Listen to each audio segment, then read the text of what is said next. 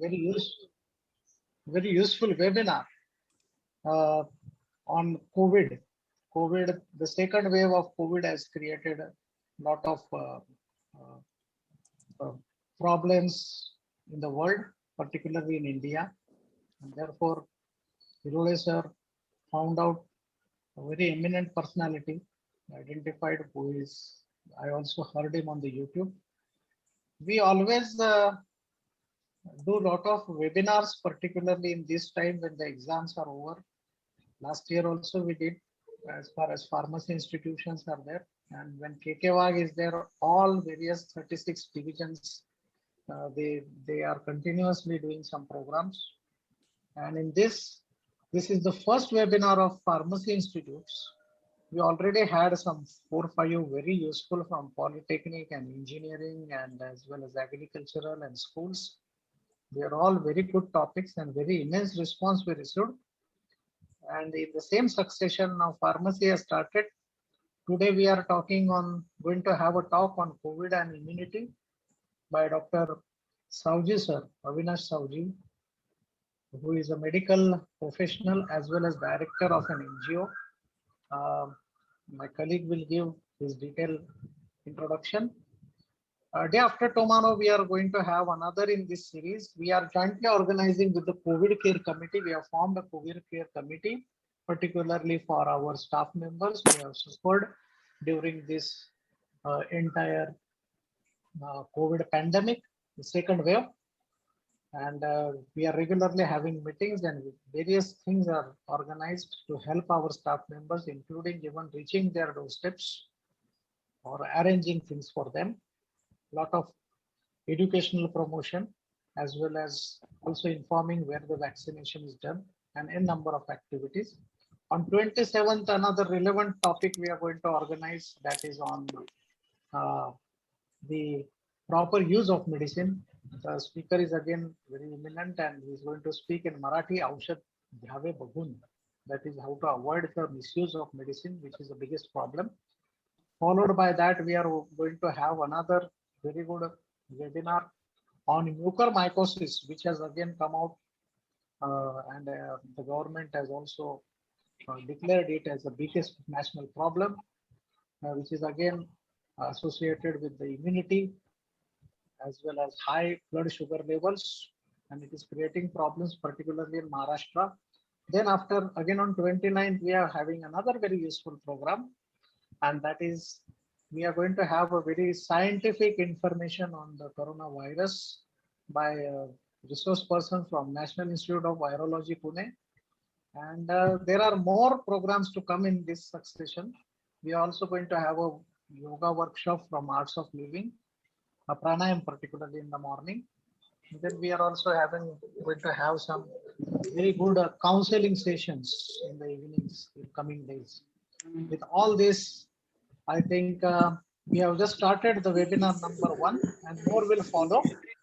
And the good thing is that the pandemic is now slowly subsiding. But our care should not subside. We should be very alert. And there are signals of the third wave. So we should be very careful because it is the loss of our dears and near ones as well as the national loss and economy loss and so many things. With this, once again, I welcome today's honorable speaker, Sauji sir, and I ask Pushara madam to take this program forward. Thank you.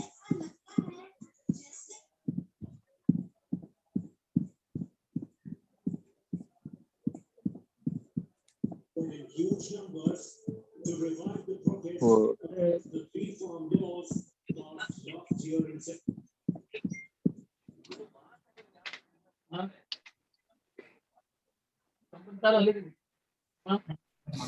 Thank you, sir.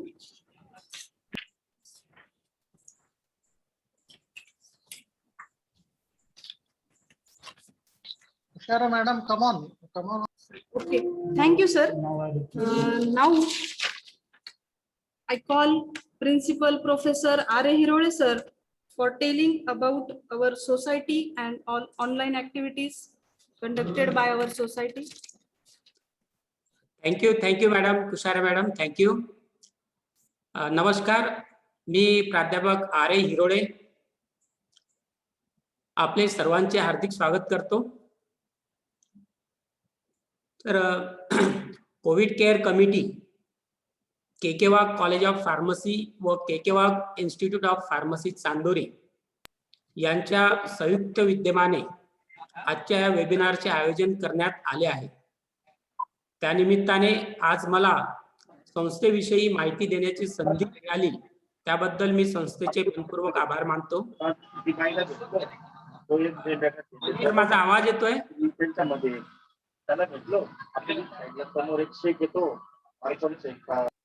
Sir, बाकीच्यांना mute करून टाका. तुमचा आवाज चांगला येतोय, बाकीच्यांना mute करून टाका. कोरडे सर,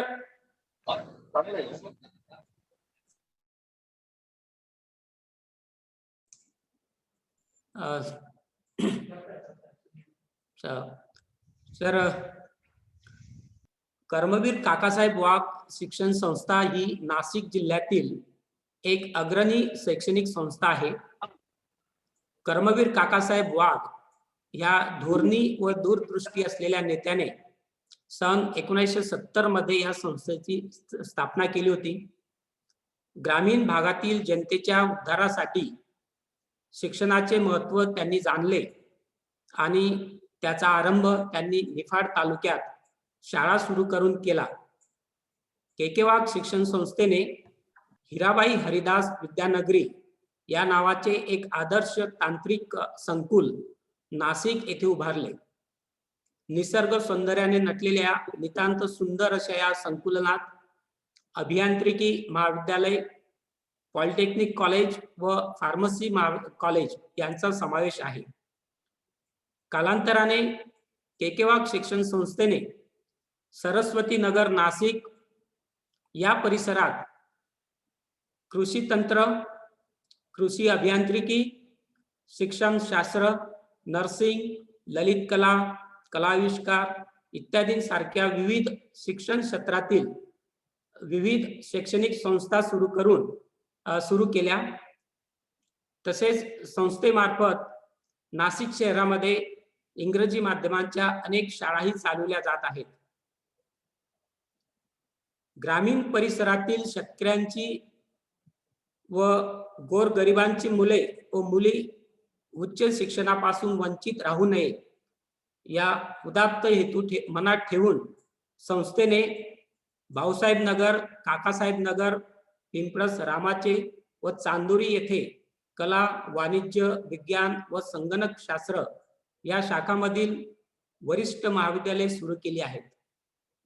त्याचबरोबर ग्रामीण भागातील विद्यार्थ्यांना तांत्रिक शिक्षण देणे हेतू अगदी अलीकडच्या काळात शैक्षणिक वर्ष 2018 मध्ये चांदोरी गावामध्ये औषध निर्माण शास्त्र पदविका महाविद्यालय सुरू करण्यात आले आहे.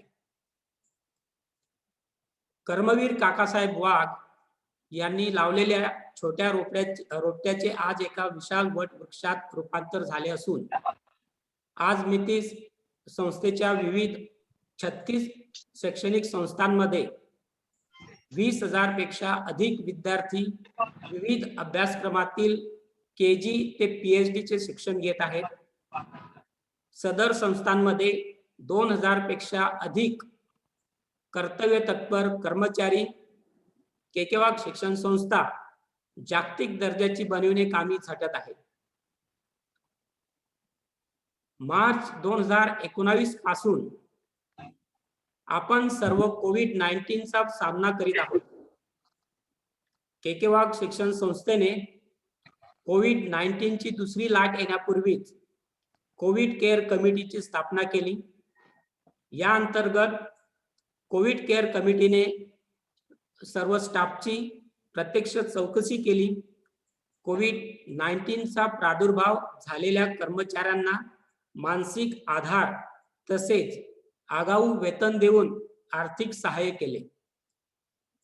कर्मवीर काकासाहेब वाघ यांच्या एकेकाळी लावलेल्या या रोपट्याचे एका विशाल वट वृक्षात रूपांतर करणारे आमचे प्रेरणास्थान कर्मवीर काकासाहेब वाघ शिक्षण संस्थेचे अध्यक्ष आदरणीय बाळासाहेब वाघ म्हणजेच आमचे भाऊ यांच्याच प्रेरणेने या लॉकडाऊन काळात समाजासाठी काही उपयुक्त ठरेल असा उदात्त हेतू डोळ्यासमोर ठेवून Covid care committee, K Wagh college of pharmacy व के वाघ इन्स्टिट्यूट ऑफ फार्मसी चांदोरी यांच्या संयुक्त विद्यमाने शैक्षणिक वर्ष 2019-20 मध्ये आतापर्यंत विविध अशा विषयावर अनेक वेबिनारचे आयोजन करण्यात आले होते. शैक्षणिक वर्ष 2020-21 मधील आजचा हा फार्मसी इन्स्टिट्यूटचा प्रथम वेबिनार आपण घेत आहोत. तर आता मी आपला जास्त वेळ न घेता पुढील कार्यक्रमाचे सूत्र व्याख्याता मिसेस कुशारे मॅडम यांच्याकडे सुपूर्द करतो. धन्यवाद. Madam. Thank you sir. Hirane sir एकच मिनिट आणि ते 1-2 पोस्ट करून टाका आदित्य मॅडम वगैरेला, म्हणजे काय होईल ते कोणाला म्यूट करायचं असेल तर करता येईल. बाप काय याचा तिचा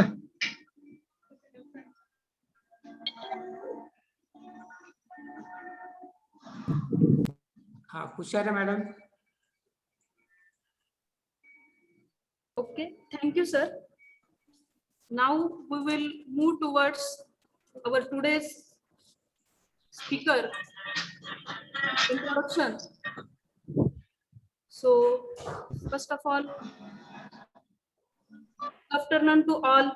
Myself, Miss Aditi Kushare, lecturer and academic coordinator of KK Pharmacy Chandori.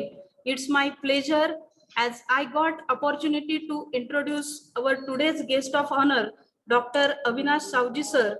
Sir completed his MBBS in November 1982 from GMC Nagpur, and he working for the full timer in the social field since 1984, and from 1994 onwards, sir worked as a founder and director of Prayas at Chandur Bazar. He is associated with the many social organizations. Sir visited Sweden and Germany to study the various social organizations in 1988. He delivered more than 1,000 lectures and also conducted the 150 plus workshops on heart attack prevention, how to achieve the success in the exams for the students, also conducted the workshops of communication skills, personality development, time and resource management, family relationship and harmony, etc. He is the author of the books Health and Lifestyle, How to Live Longer and Younger, and How to Achieve the Success in Exam.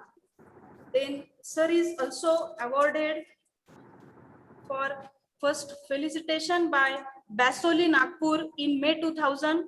Then second, Dr. V.N.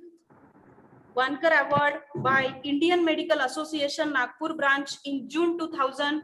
The next, Karya Nishta Puraskar by Vidyarthi Sahayak Samiti, Barora District, Chandrapur in December 2000.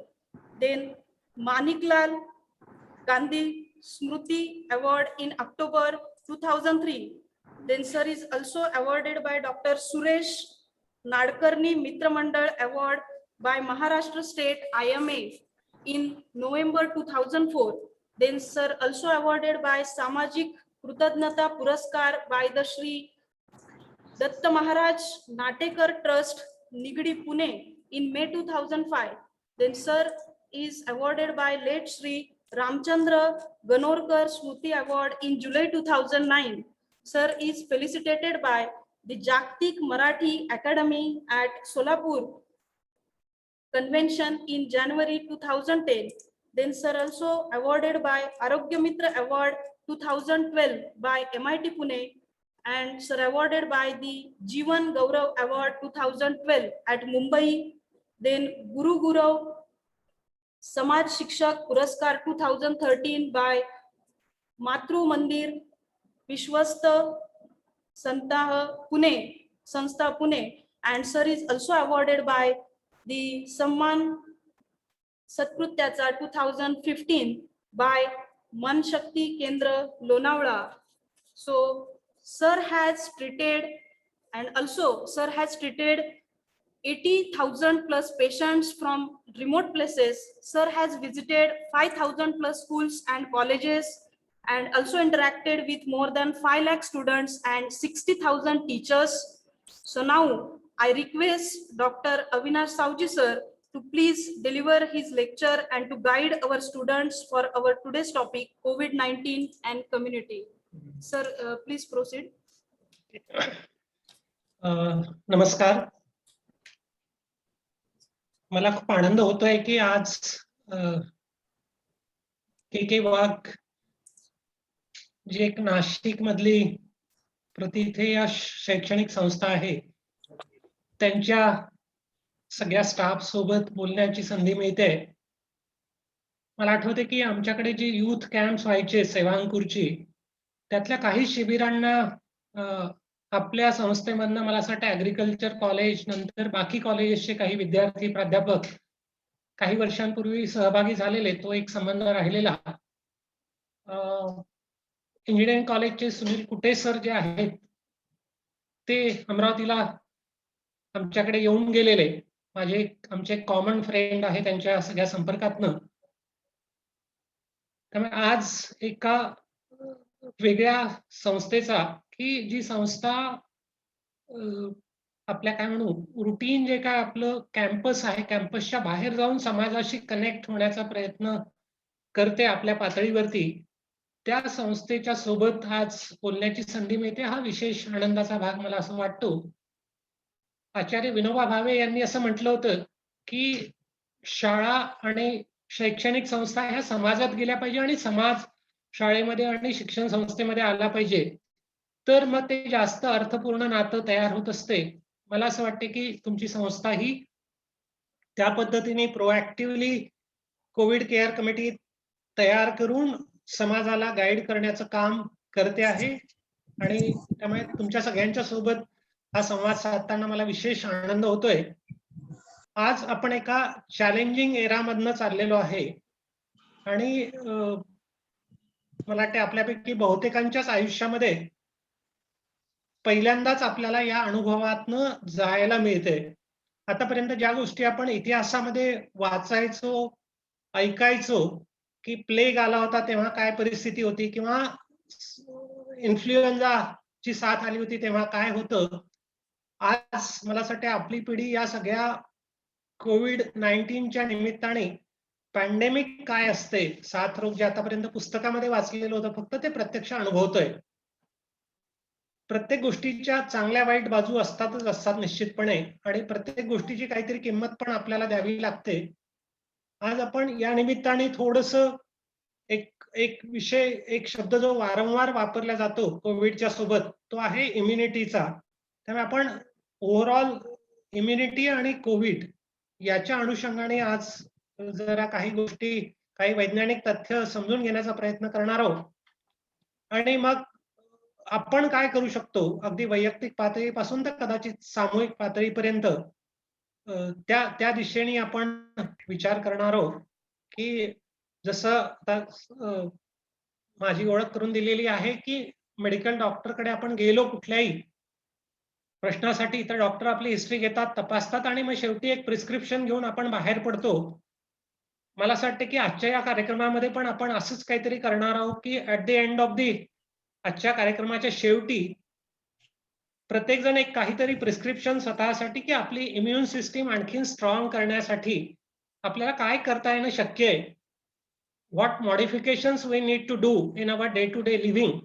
तर त्या अंगाने जरा हा विषय मी मांडण्याचा प्रयत्न करणार आहे. म्हणजे फार थेरॉटिकल काही गोष्टी तर आपण नक्कीच बघणार आहोत, पण I will focus more on the applied part of it, की what exactly I can do. आणि ती कदाचित आपल्या स्वतःसाठी, आपल्या कुटुंबासाठी, आपल्या अजून काय म्हणू आपण, की समाजातल्या लोकांपर्यंत सगळ्या ह्या गोष्टी आपण घेऊन जाऊ शकतो कदाचित. फॉर्च्युनेटली माझ्या सोबतचा एक ऍडव्हान्टेज जो आहे तो, की I am not a academician in that way. Though मी मेडिकल डॉक्टर आहे, MBBS केलेलं आहे, नागपूर GMC मधनं 40 वर्ष झाले. पण कुठल्या तरी एका विषयाचा असा खूप अभ्यास केला आणि पुढे काय डिग्री घेतली, क्वालिफिकेशन घेतलं असं नाहीये. सो मला अकॅडमिक लँग्वेजमध्ये फार नाही बोलता येत. मी जे काय आतापर्यंत वावरलो आयुष्यामध्ये ते सामान्य लोकांच्या सोबत वावरलो. पहिले 23 वर्ष तर गावामध्ये आणि आदिवासी क्षेत्रात राहून त्या ठिकाणी काम केलं. त्यामुळे I know the ground level realities. काय परिस्थिती आहे तिथे आणि what people can do in the given situation. मला असं वाटते ते कदाचित ती मर्यादा जी अकॅडमिशियन्सला बरेचदा येते ती मला कदाचित येणार नाही. म्हणून मी जे काय अप्लाइड गोष्टी मांडतो त्या कदाचित जास्त उपयोगी असू शकतात. त्यामुळे त्या अंगाने हा विषय मी मांडणार आहे. दुसरा एक मी असं सांगेल की ओव्हरऑल मागच्या 40 वर्षामध्ये माझा जो काय कल राहिलेला आहे डॉक्टरकीचा अभ्यास जो काय राहिलेला आहे आणि जे काय म्हणू field of study and expertise तो राहिलेला आहे की औषधांशिवाय आपण काय करू शकतो आरोग्य चांगलं राखण्यासाठी. डॉक्टरांची गरज कमीत कमी पडावी, औषधांची गरज कमीत कमी पडावी यासाठी आपल्याला काय करता येणं शक्य आहे. हा माझा सगळ्या अभ्यासाचा आणि कामाचा विषय राहिलेला आहे. त्यामुळे सुरुवातीच्या क्षेत्रामध्ये खास करून अभावामुळे होणारे आजार ज्याला आपण म्हणूया कुपोषण आणि इतर सगळे साथीचे आजार यासाठी आपण काय करू शकतो. त्या गावातल्या आदिवासीच्या झोपडीमध्ये what solution we can provide within his reach असं म्हणता येईल आपल्याला. Not the ideal one describe in the textbook. तर तो एक प्रयत्न सुरुवातीच्या काळामध्ये गावामध्ये राहून केलेला आहे. गेले साधारणपणे 20-22 वर्षांपासून जे शहरी लोकांचे प्रॉब्लेम्स आहेत, लाईफस्टाईल इलनेसेस, खास करून डायबिटीज, हायपरटेन्शन, ओबेसिटी आणि इव्हन मग कॅन्सर, HIV आणि अशा मल्टिपल गोष्टी की जिथे आपल्या जीवनशैलीचा फार जवळचा संबंध येतो. तर तो माझा सगळा अभ्यासाचा आणि कामाचा विषय राहिलेला आहे फॉर्च्युनेटली. आणि त्या अंगाने मग मी जरा ओव्हरऑल कोविड रिलेटेड तर आपण बोलणारच हो, पण ओव्हरऑल एकूण आपल्याला हेल्दी आयुष्य कसं जगता येईल त्यासाठी आपल्याला काय करायला पाहिजे, तर असं एक थोडासा एक ब्रॉड कॅनव्हास घेऊन मी जरा हा विषय मांडण्याचा प्रयत्न करतोय. मुळात आता आपल्याला माहिती आहे की आता COVID-19 आहे. ओके. आणि कदाचित माहिती नाही आपल्याला, आपण जे काय म्युटेशन आणि असं सगळं ऐकतोय, मे बी येणाऱ्या दिवसांमध्ये आणखीन कुठला तरी आणखीन काही एखादा व्हायरस, एखादा बॅक्टेरिया, एखादी साथ अशी येऊ शकते. आणि आपण पाहतो इतिहासात मध्ये आता अगदी आपल्या समोरच्या काही गोष्टी ज्या आहेत, इबोला आलेला, त्याच्यानंतर काय म्हणू आपण सार्स आलेला आणि असे मर्स आलेला, इतर काही साथी आपल्याकडे आता आलेल्या आपल्या समोरच डोळ्यादेखत आलेल्या आहेत. उद्या भविष्याच्या पोटात काय लिहिलेलं आहे वी डोंट नो. त्यामुळे आपल्याला स्वतःला प्रिपेअर्ड राहणं या कोविडच्या निमित्ताने आरोग्य ही जरा आपली प्राधान्याचा विषय झालेला आहे. It become a priority right from the individual to the governance level. तर मला वाटते त्या दृष्टीने आपण जरा लॉंग टर्म पण शॉर्ट टर्म साठी पण आपल्याला it may be definitely helpful. कोविडच्या आपण काय म्हणू कोविड सोबत जगताना आता असंच म्हटलं जाते की आपल्याला कोविड सोबत जगायला शिकावं लागणार आहे. तर मग कसं आपण त्यातल्या त्यात आपलं आयुष्य सेफ करू शकतो त्या अंगाने काही गोष्टी मांडण्याचा प्रयत्न मी करणार आहे. आणि कदाचित उद्या भविष्यामध्ये अजून काहीतरी जर येणार असेल तर त्यासाठी पण how we should get prepared. खास करून जनरेशन जी आहे ती आणखीन स्ट्रॉंग होण्यासाठी मग आपल्याला काय आपलं चुकते रोजच्या जगण्यामधलं त्यातल्या काही गोष्टी आज आपण समजून घेणार आहोत. कारण आपल्याला माहिती आहे की कोविडचा रिस्क फॅक्टर जो आहे तो कोमॉर्बिडिटी ज्यांना आहे असं म्हणतोय आपण की those who are obese, those who are diabetics, those who are hypertensive और हार्ट डिसीज और इम्युनो कॉम्प्रोमाइज कुठल्या तरी कारणामुळे कंडिशन आहे आयदर ट्रान्सप्लांट, कॅन्सर और something like that. So they are more at risk.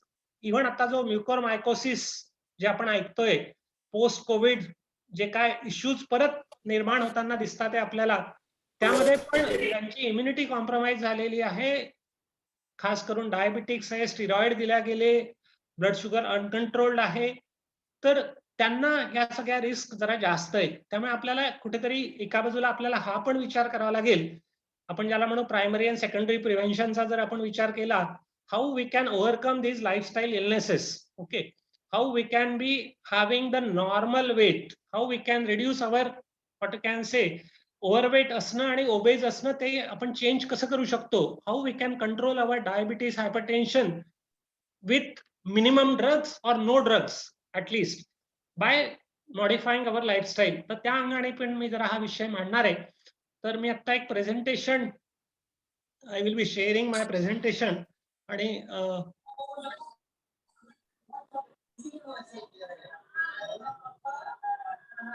तर just a minute. Okay, is it visible? एकदा just कोणीतरी मला जर सांगितलं तर. Corona and immunity. Yes sir, yes Yes, sir. Yes, sir. Yes. Okay, fine fine. ठीक ठीक. आणि is that okay? Marathi language काही इश्यू आहे और I should use? No problem, sir. No problem. Okay okay okay, fine fine. मी जरा मुद्दाम बोली भाषेमध्ये सामान्य लोकांना समजेल अशा भाषेत मांडण्याचा प्रयत्न करतोय. I am not going to talk in a very highly technical language. Okay. Basically करोनाच्या निमित्ताने इम्युनिटीचा विषय आणि ओव्हरऑल हेल्थचा विषय आता प्राधान्याचा विषय आपल्यापैकी अनेकांच्या कन्सर्नचा विषय झालेला आहे. So what is immunity? आपण जर असा विचार केला की इम्युनिटी कशाला म्हणायचं आपल्याला, basically it is an ability of the body to resist pathogens. Okay. Pathogen म्हणजे काय की डिसीज कॉझिंग एजंट, की ज्याच्यामुळे आजार होतो, ज्याच्यामुळे काहीतरी आपल्याला त्रास होतो. मग ते either it could be living और इट कुड बी केमिकल्स. मग बॅक्टेरिया, व्हायरसेस, फंगाय, पॅरासाइट्स, खूप वेगवेगळ्या प्रकारचे पॅथोजन्स असू शकतात, मायक्रो ऑर्गॅनिझम्स किंवा टॉक्सिन्स असू शकतात, वेगवेगळे केमिकल्स. ओके. तर या सगळ्यांसोबत लढण्यासाठी जी काय आपल्या शरीराची काय म्हणू आपण त्याला डिफेन्स सिस्टीम आहे, त्याला आपण इम्युनिटी असं म्हणतो. आता उदाहरणच द्यायचं झालं तर आपलं जसं देशाची डिफेन्स फोर्सेस आहे, मग पोलीस आहे, मिलिटरी आहे, पॅरामिलिटरी फोर्सेस आहे आणि there are multiple things. IB आहे तिकडे, गुप्तचर विभाग आहे आणि सगळे आहेत. तर नेमकी साधारणपणे अशीच सिमिलर सिस्टीम आपल्या शरीरामध्ये पण असते. ओके, ज्याला आपण इम्युनिटी असं म्हणतो थोडक्यात जर आपण बघायला गेलं तर.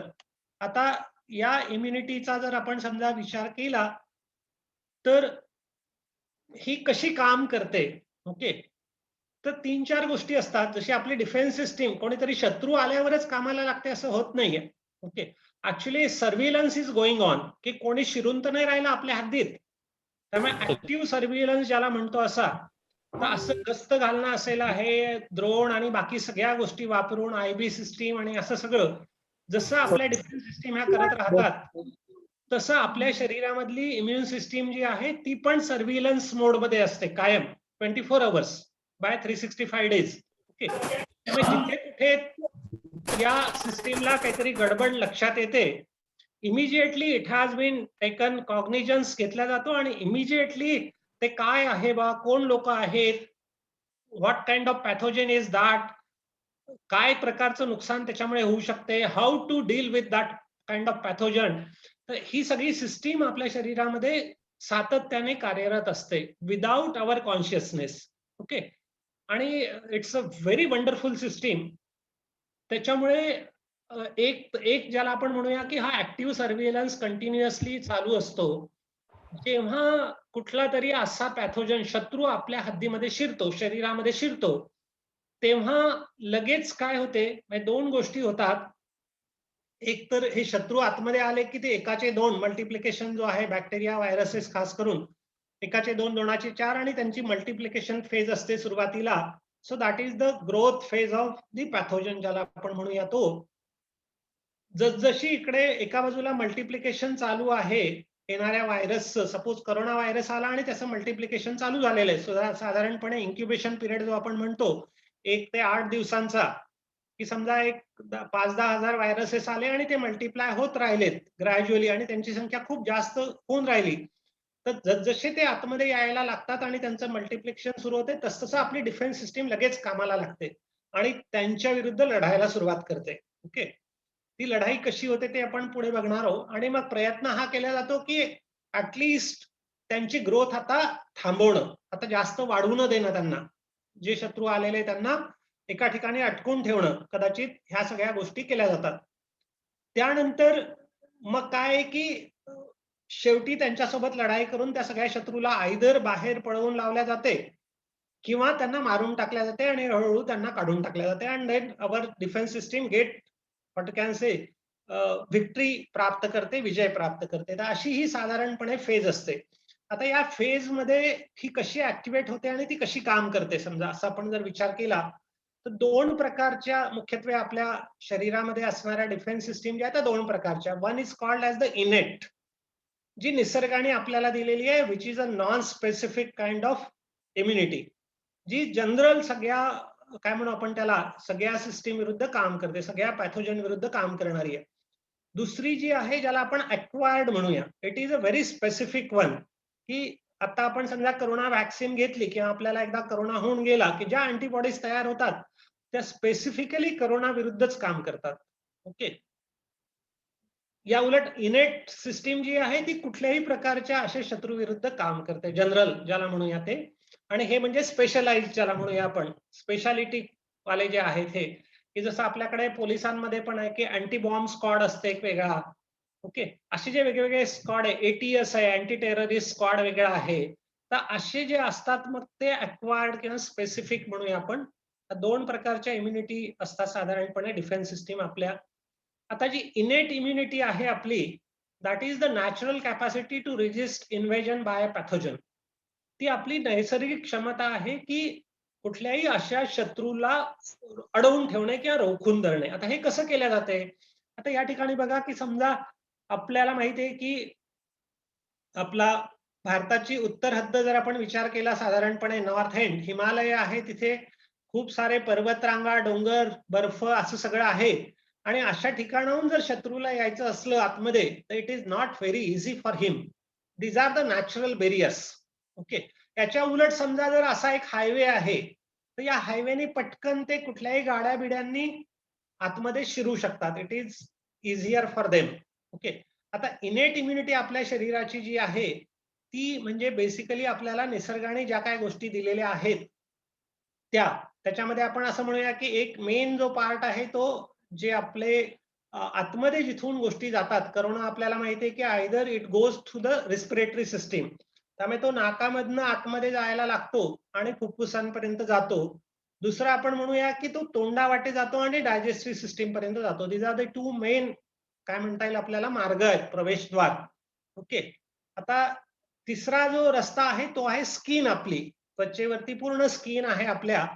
आता हे जे आतले एंट्री पॉइंट्स आहे हे जर काही कारणाने डॅमेज झाले तर मग शत्रूला आतमध्ये शिरणं जास्त सोपं होते, सोयीचं होते, इझी होते. आता कोरोना व्हायरस काय करतोय, समजा तो नाकात इमिजिएटली नाकामध्ये ज्या काय गोष्टी असतात आपल्या, ओके, त्या ठिकाणी म्युकस सिक्रिशन चालू होते आणि त्याच्यामधनं बरेचसे व्हायरसेस आणि बाहेर टाकण्याचा प्रयत्न केला जातो. तो घशामध्ये शिरला समजा तर टॉन्सिल्स आहे त्या ठिकाणचे गेटकीपर, हे सगळे चेकपोस्ट आहेत आपल्या शरीरात, आतमध्ये जाऊ देत नाही या कुठल्याही शत्रूला आतमध्ये मुख्य अवयवांपर्यंत जाऊ देऊन परमनंट डॅमेज होऊ नये यासाठीच्या ह्या सगळ्या व्यवस्था आहेत आपल्या शरीरात असणाऱ्या. त्यामुळे टॉन्सिल स्वतः फुगतात, लढाई करता करता घसा खवखवायला लागतो, खोकला सुरू होतो, त्यातनं परत काही जंतूंना बाहेर टाकण्याचा प्रयत्न केला जातो. मग श्वास नलिकेमध्ये ते गेले तर परत कफ रिफ्लेक्स चालू होतो आणि खोकल्यामधनं निदान काही जंतूंची संख्या बाहेर टाकण्याचा प्रयत्न केला जातो. खाली मग शेवटी लंग्स मध्ये ते गेले तरी त्या ठिकाणी ती जी काय लढाई होते आणि तिथनं परत खोकला आणि कफ तयार होऊन त्याच्याद्वारे ते जंतू बाहेर टाकण्याचा प्रयत्न केला जातो. कोरोनामध्ये साधारणपणे अशीच प्रोसेस होते सगळी. ते जर डायजेस्टिव्ह सिस्टीम मध्ये गेलं तर तोंडाद्वारे एखाद्या उलटीद्वारा बाहेर टाकण्याचा प्रयत्न केला जातो किंवा मग लूज मोशन वगैरे चालू होतात, त्यामधनं बरेचसे जर्म्स हे बाहेर टाकण्याचा प्रयत्न केला जातो. आता या सगळ्या लेअरवर जशी आपल्याकडे वर स्किन आहे त्वचेवरती, तशी आतली स्किन ज्याला म्हणतो आपण म्युकस मेम्ब्रेन, हे इंटॅक्ट जर असेल त्याच्यावरती बरेचसे मेकॅनिझम्स असतात. त्यामुळे त्याची हालचाल ज्याला म्हणूया आपण ती एका बाजूने असते विशिष्ट बाजूने, त्यामुळे जागोजागी त्यांना अडवण्याचा प्रयत्न केला जातो या शत्रूंना, चेकपोस्ट, की जेणेकरून ते आतपर्यंत शिरणार नाही. काही कारणाने जर हे डॅमेज झालं, म्युकस मेम्ब्रेन डॅमेज झालं किंवा ते काय म्हणू आपण त्याला ते कमजोर झालं काही कारणांनी, जसं इम्युन सिस्टीम कमजोर झाली तर असं होऊ शकते, काही औषधांमुळे होऊ शकते, काही आणखीन गोष्टींमुळे होऊ शकते. जसं स्मोकिंग आहे समजा, स्मोकिंगमुळे हे आतले म्युकस मेम्ब्रेन आणि हे सगळं डॅमेज होऊ शकते. तर मग अशा वेळेला जंतूंना शिरायला जरा जास्त सोपं होते. ओके, स्किनचं असंच आहे, स्किन जोपर्यंत इंटॅक्ट आहे तोपर्यंत त्यातनं कोणी पंक्चर करून बरेचसे व्हायरसेस आणि हे त्या आतमध्ये नाही जाऊ शकत, बॅक्टेरिया. ओके, पण आता काय झालंय, एक अडचण जी झालेली आपली अनफॉर्च्युनेटली ती ही, की कुठलाही व्हायरस बॅक्टेरिया म्हटला की आपल्याला असं वाटतं तो आपला शत्रू आहे, जेव्हा की फॅक्ट आपल्याला ही सांगते की मानवी शरीरामध्ये खूप मेजर पार्ट जो आहे तो आहे बॅक्टेरियल आणि अदर काय म्हणू आपण त्याला मायक्रोबियल एजंट्स जे काय आहेत त्यांची संख्या खूप जास्त आहे. म्हणजे असं म्हटलं जाते की आपल्या ह्युमन सेल्सच्या जेवढी संख्या आहे त्याच्या कमीत कमी 10 पट संख्या आहे मायक्रो ऑर्गॅनिझम्सची आहे आपल्या शरीरामध्ये. आणि where they are situated everywhere on the skin, inside the nose, mouth, teeth, intestine, lungs and everywhere they are there.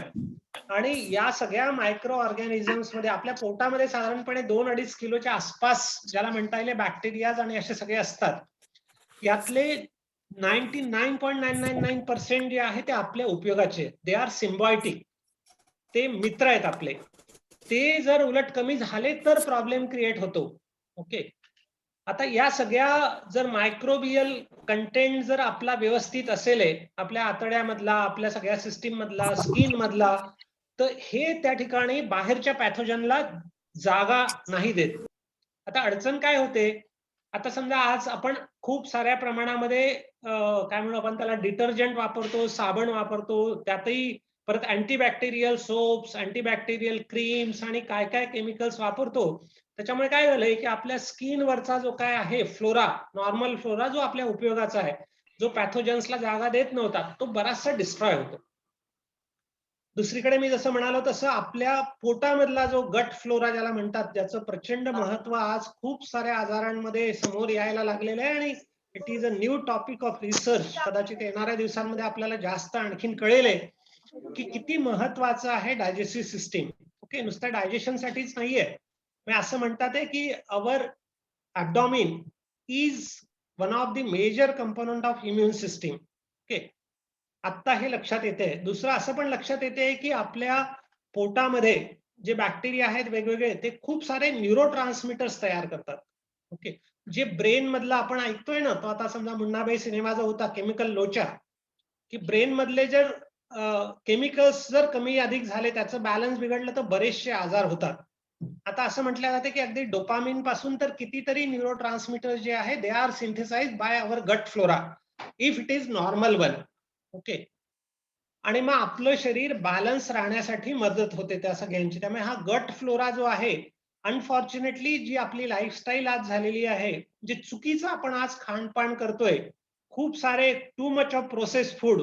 Okay, may be ज्याला आपण म्हणूया की फ्राईड फूड असेल, प्रोसेस फूड असेल आहे, आणि चुकीच्या पद्धतीने खानपान असेल आहे, मोर ऑफ व्हॉट कॅन से प्राणीजन्य पदार्थ असतील आहे जास्त प्रमाणामध्ये, तर ह्या सगळ्या गोष्टींमुळे तो गट फ्लोरा डिस्टर्ब झालेला आहे आणि त्याच्यामुळे त्या ठिकाणी पण पॅथोजनला कॉलनाइज करण्यासाठी जास्त सोपं व्हायला लागलेलं आहे. ओके, त्यामुळे इम्युन सिस्टीम मध्ये ह्या सगळ्या गोष्टी महत्वाच्या आहेत. म्हणजे पुढे आपण बघणार आहोत की मग आपल्याला हे परत जर रिइन्स्टेट करायची असेल आपली इम्युन सिस्टीम, तर आपल्या हातामध्ये काय करता येण्यासारखे, मग आपण काय खायला प्यायला पाहिजे ज्याच्यामुळे कदाचित हा गट फ्लोरा परत रिवाइव्ह होऊ शकेल आणि त्याचा फायदा होऊ शकेल. विज्ञानामध्ये नेहमीच सातत्याने आधी ज्या गोष्टी मांडल्या गेलेल्या आहे, बरेचदा आपल्याला असं लक्षात येते की त्याच्या एक्झॅक्टली अपोजिट गोष्टी कालांतराने समोर येतात आणि आधीचा मुद्दा पूर्णपणे खोडून टाकला जातो.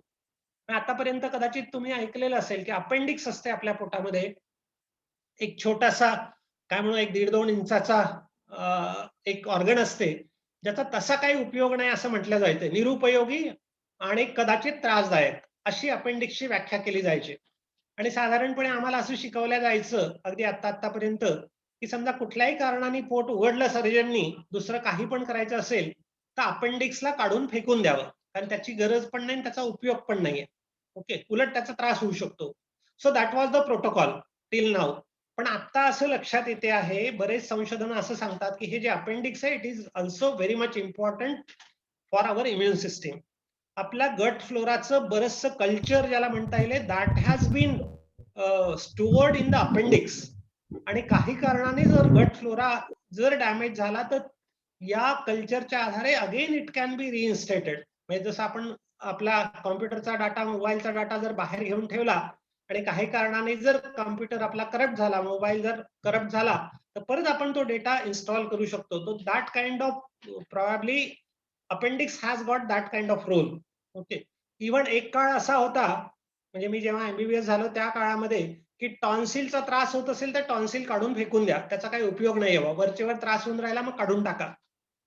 आता काय शिकवलं जाते मेडिकल कॉलेजेसमध्ये की tonsil is very much important for the immune system because they are the safe guard, they are the security guards.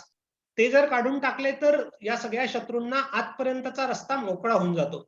So टॉन्सिलला शक्यतोवर हात लावायला नको, शक्यतोवर ते काढायला नको. अगदीच नाईलाज असेल तर अतिशय तुरळक केसेसमध्ये कदाचित टॉन्सिल काढण्याची वेळ येऊ शकते, otherwise it has to be preserve. त्यामुळे जे आधीचे कन्सेप्ट होते ते सगळे असे बदलत चाललेले आहेत. सो निसर्गाने काहीही असं अनावश्यक तयार नाही केलेलं. Everything has got some or the other role. Probably आपल्याला विज्ञानाला ते नाही कळलेलं अजूनपर्यंत, येणाऱ्या दिवसांमध्ये प्रॉबॅबली ते आणखीन कळेल, आपल्याला जास्त स्पष्ट होत जाईल. So these are all components of innate immunity, that is what we can say. आता यामध्ये काही सेल्स काम करतात इनेट इम्युनिटीमध्ये, निसर्गाने जे दिलेले आहे आपल्यामध्ये, त्याच्यामध्ये वेगवेगळ्या प्रकारच्या सेल्स आहेत. त्याच्यामध्ये बेसिकली रक्तामध्ये असणाऱ्या आपल्या WBC मधल्या न्यूट्रोफिल्स आहे, लिम्फोसाइट्स आहे, फ्रॅगोसाइट्स, नॅचरल किलर्स आहे, NK सेल्स म्हणतात. तर ह्या सगळ्या सेल्स वेगवेगळ्या प्रकारच्या आहेत, जे हे नैसर्गिक एक जनरल इम्युनिटी ज्याला म्हणूया, जनरल फोर्स आहे हा. तर हा आपली डिफेन्स सिस्टीम म्हणून काम करतो. ॲक्वायर्ड इम्युनिटी कशी आहे की it is against specific antigen, एका विशिष्ट अँटीजन विरुद्ध ची लढाई. त्यामुळे आपल्याकडे जसं मिलिटरीमध्ये 2 प्रकारचे फोर्सेस आहेत. ओके. एक आहे ज्याला आपण म्हणूया आर्टिलरी फोर्स किंवा मिसाईल वगैरे आजकाल जे आहे डिस्टन्स मोड ऑफ फायटिंग ज्याला म्हणता येईल. मी इथे बसल्या बसल्या मिसाईल चं बटन स्विच करतो आणि 200-500 किलोमीटर वरती जाऊन ती आदळते आणि तिथल्या शत्रूला नष्ट करते. ओके. दुसरा जो मोड आहे तो समोरासमोरची लढाई ज्याला म्हणता येईल ती. तर ॲक्वायर्ड इम्युनिटीमध्ये ह्या दोन्ही प्रकारच्या लढाई असू शकतात. Either cellular immunity that acts just like the infantry, की समोर जाऊन सीमेवरती शत्रूला तोंड देणं आणि लढाई खेळणं. आणि दुसरं ज्याला आपण म्हणू ह्युमरल और केमिकल काइंड ऑफ इम्युनिटी ज्याला म्हणता येईल, त्याला आपण म्हणू मिसाइल्स और आर्टिलरी फोर्स. तर या दोन्हींची गरज पडते आणि ॲक्वायर्ड इम्युनिटीमध्ये ह्या गोष्टी असतात. त्यामुळे इनेट आणि ॲक्वायर्ड ह्या दोन्ही इम्युनिटी काम करत असतात. आता ॲक्वायर्ड इम्युनिटीमध्ये अजून थोड्या वेगळ्या प्रकारच्या सेल्स आहेत. टी सेल्स, बी सेल्स असतात. त्याच्या फार डिटेलमध्ये मी जात नाही आत्ता. इव्हन आपल्यामध्ये अशा काही सेल्स आहे की ज्या मेमरी, फक्त त्यांचा रोल काय, फक्त मेमरी म्हणजे स्मरणामध्ये ठेवणं. समजा आता कोविड व्हायरस आला आहे, तर कोविड व्हायरस म्हणजे कसा आहे, त्याला कसं ओळखायचं, त्याच्या विरुद्ध काय सिस्टीम, कशा प्रकारे आपल्याला लढाई खेळावी लागणार, कुठले केमिकल्स त्याच्यासाठी काम करतात, हे सगळं एकदा कोरोना व्हायरस येऊन गेला की ते सगळ्या मेमरी सेलमध्ये तो पूर्ण प्रोग्राम साठवला जातो. आणि परत कितीही वर्षांनी परत तशा प्रकारचं केमिकल किंवा व्हायरस जर आला तर immediately within a fraction of second ही सगळी सिस्टीम मेमरी सेल कडून इमिजिएटली सिस्टीमला पुरवल्या जाते प्रोग्राम आणि इमिजिएट लढाई चालू होते ही. ओके. अर्थात आता हे फक्त डिपेंड करते की करोनामध्ये कदाचित हे लाईफ टाईम असेल की नाही माहिती नाही मेमरी. अजून तरी काय सगळे संशोधन व्हायचे. सध्या तरी असं म्हणतात की probably it may not be a lifetime. पण काही आजारांच्या संदर्भामध्ये आपण लसी वगैरे ज्या काय घेतोय, जसं देवीची लस आपण घेतली एकदा, तर it has got the life time immunity. असं काही गोष्टींसाठी लाईफ टाईम आहे. तर ही मेमरी जतन करणाऱ्या पण काही स्पेसिफिक फंक्शनवाल्या सेल्स असतात अशा आपल्या शरीरामध्ये. आणि इतकी सुंदर रचना निसर्गाने केलेली आहे आपल्या शरीरामध्ये. It's very fantastic and very wonderful. खूप मजेदार आहे हे सगळं समजून घेणं खरं सामान्य माणसालाही.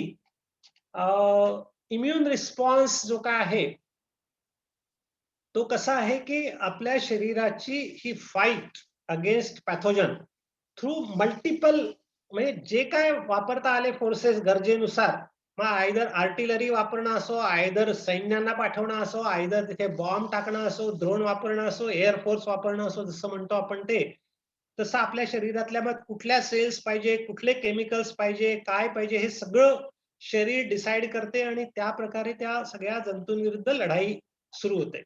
ओके, उद्दिष्ट काय असते या सगळ्यांचं? बेसिकली एक तर पहिली गोष्ट आयडेंटिफाय करणं की शत्रू कोण आहे. शत्रूच ओळखून आला तर कोणाविरुद्ध लढायचं, की नाही? बरेचदा चुकीने आपल्याच लोकांना आपण मारायचो गोळ्या, आपल्याच लोकांवरती तोफगोळे चालवायचो. असं नको व्हायला. त्याच्यामुळे सेल्फ अँड नॉन सेल्फ ही जी काय असते आपल्या शरीराची काय म्हणता येईल आपल्याला रचना आहे, त्याच्यावरनं हे ओळखायला येते. दुसरं आहे की आयसोलेट करणं त्यांना.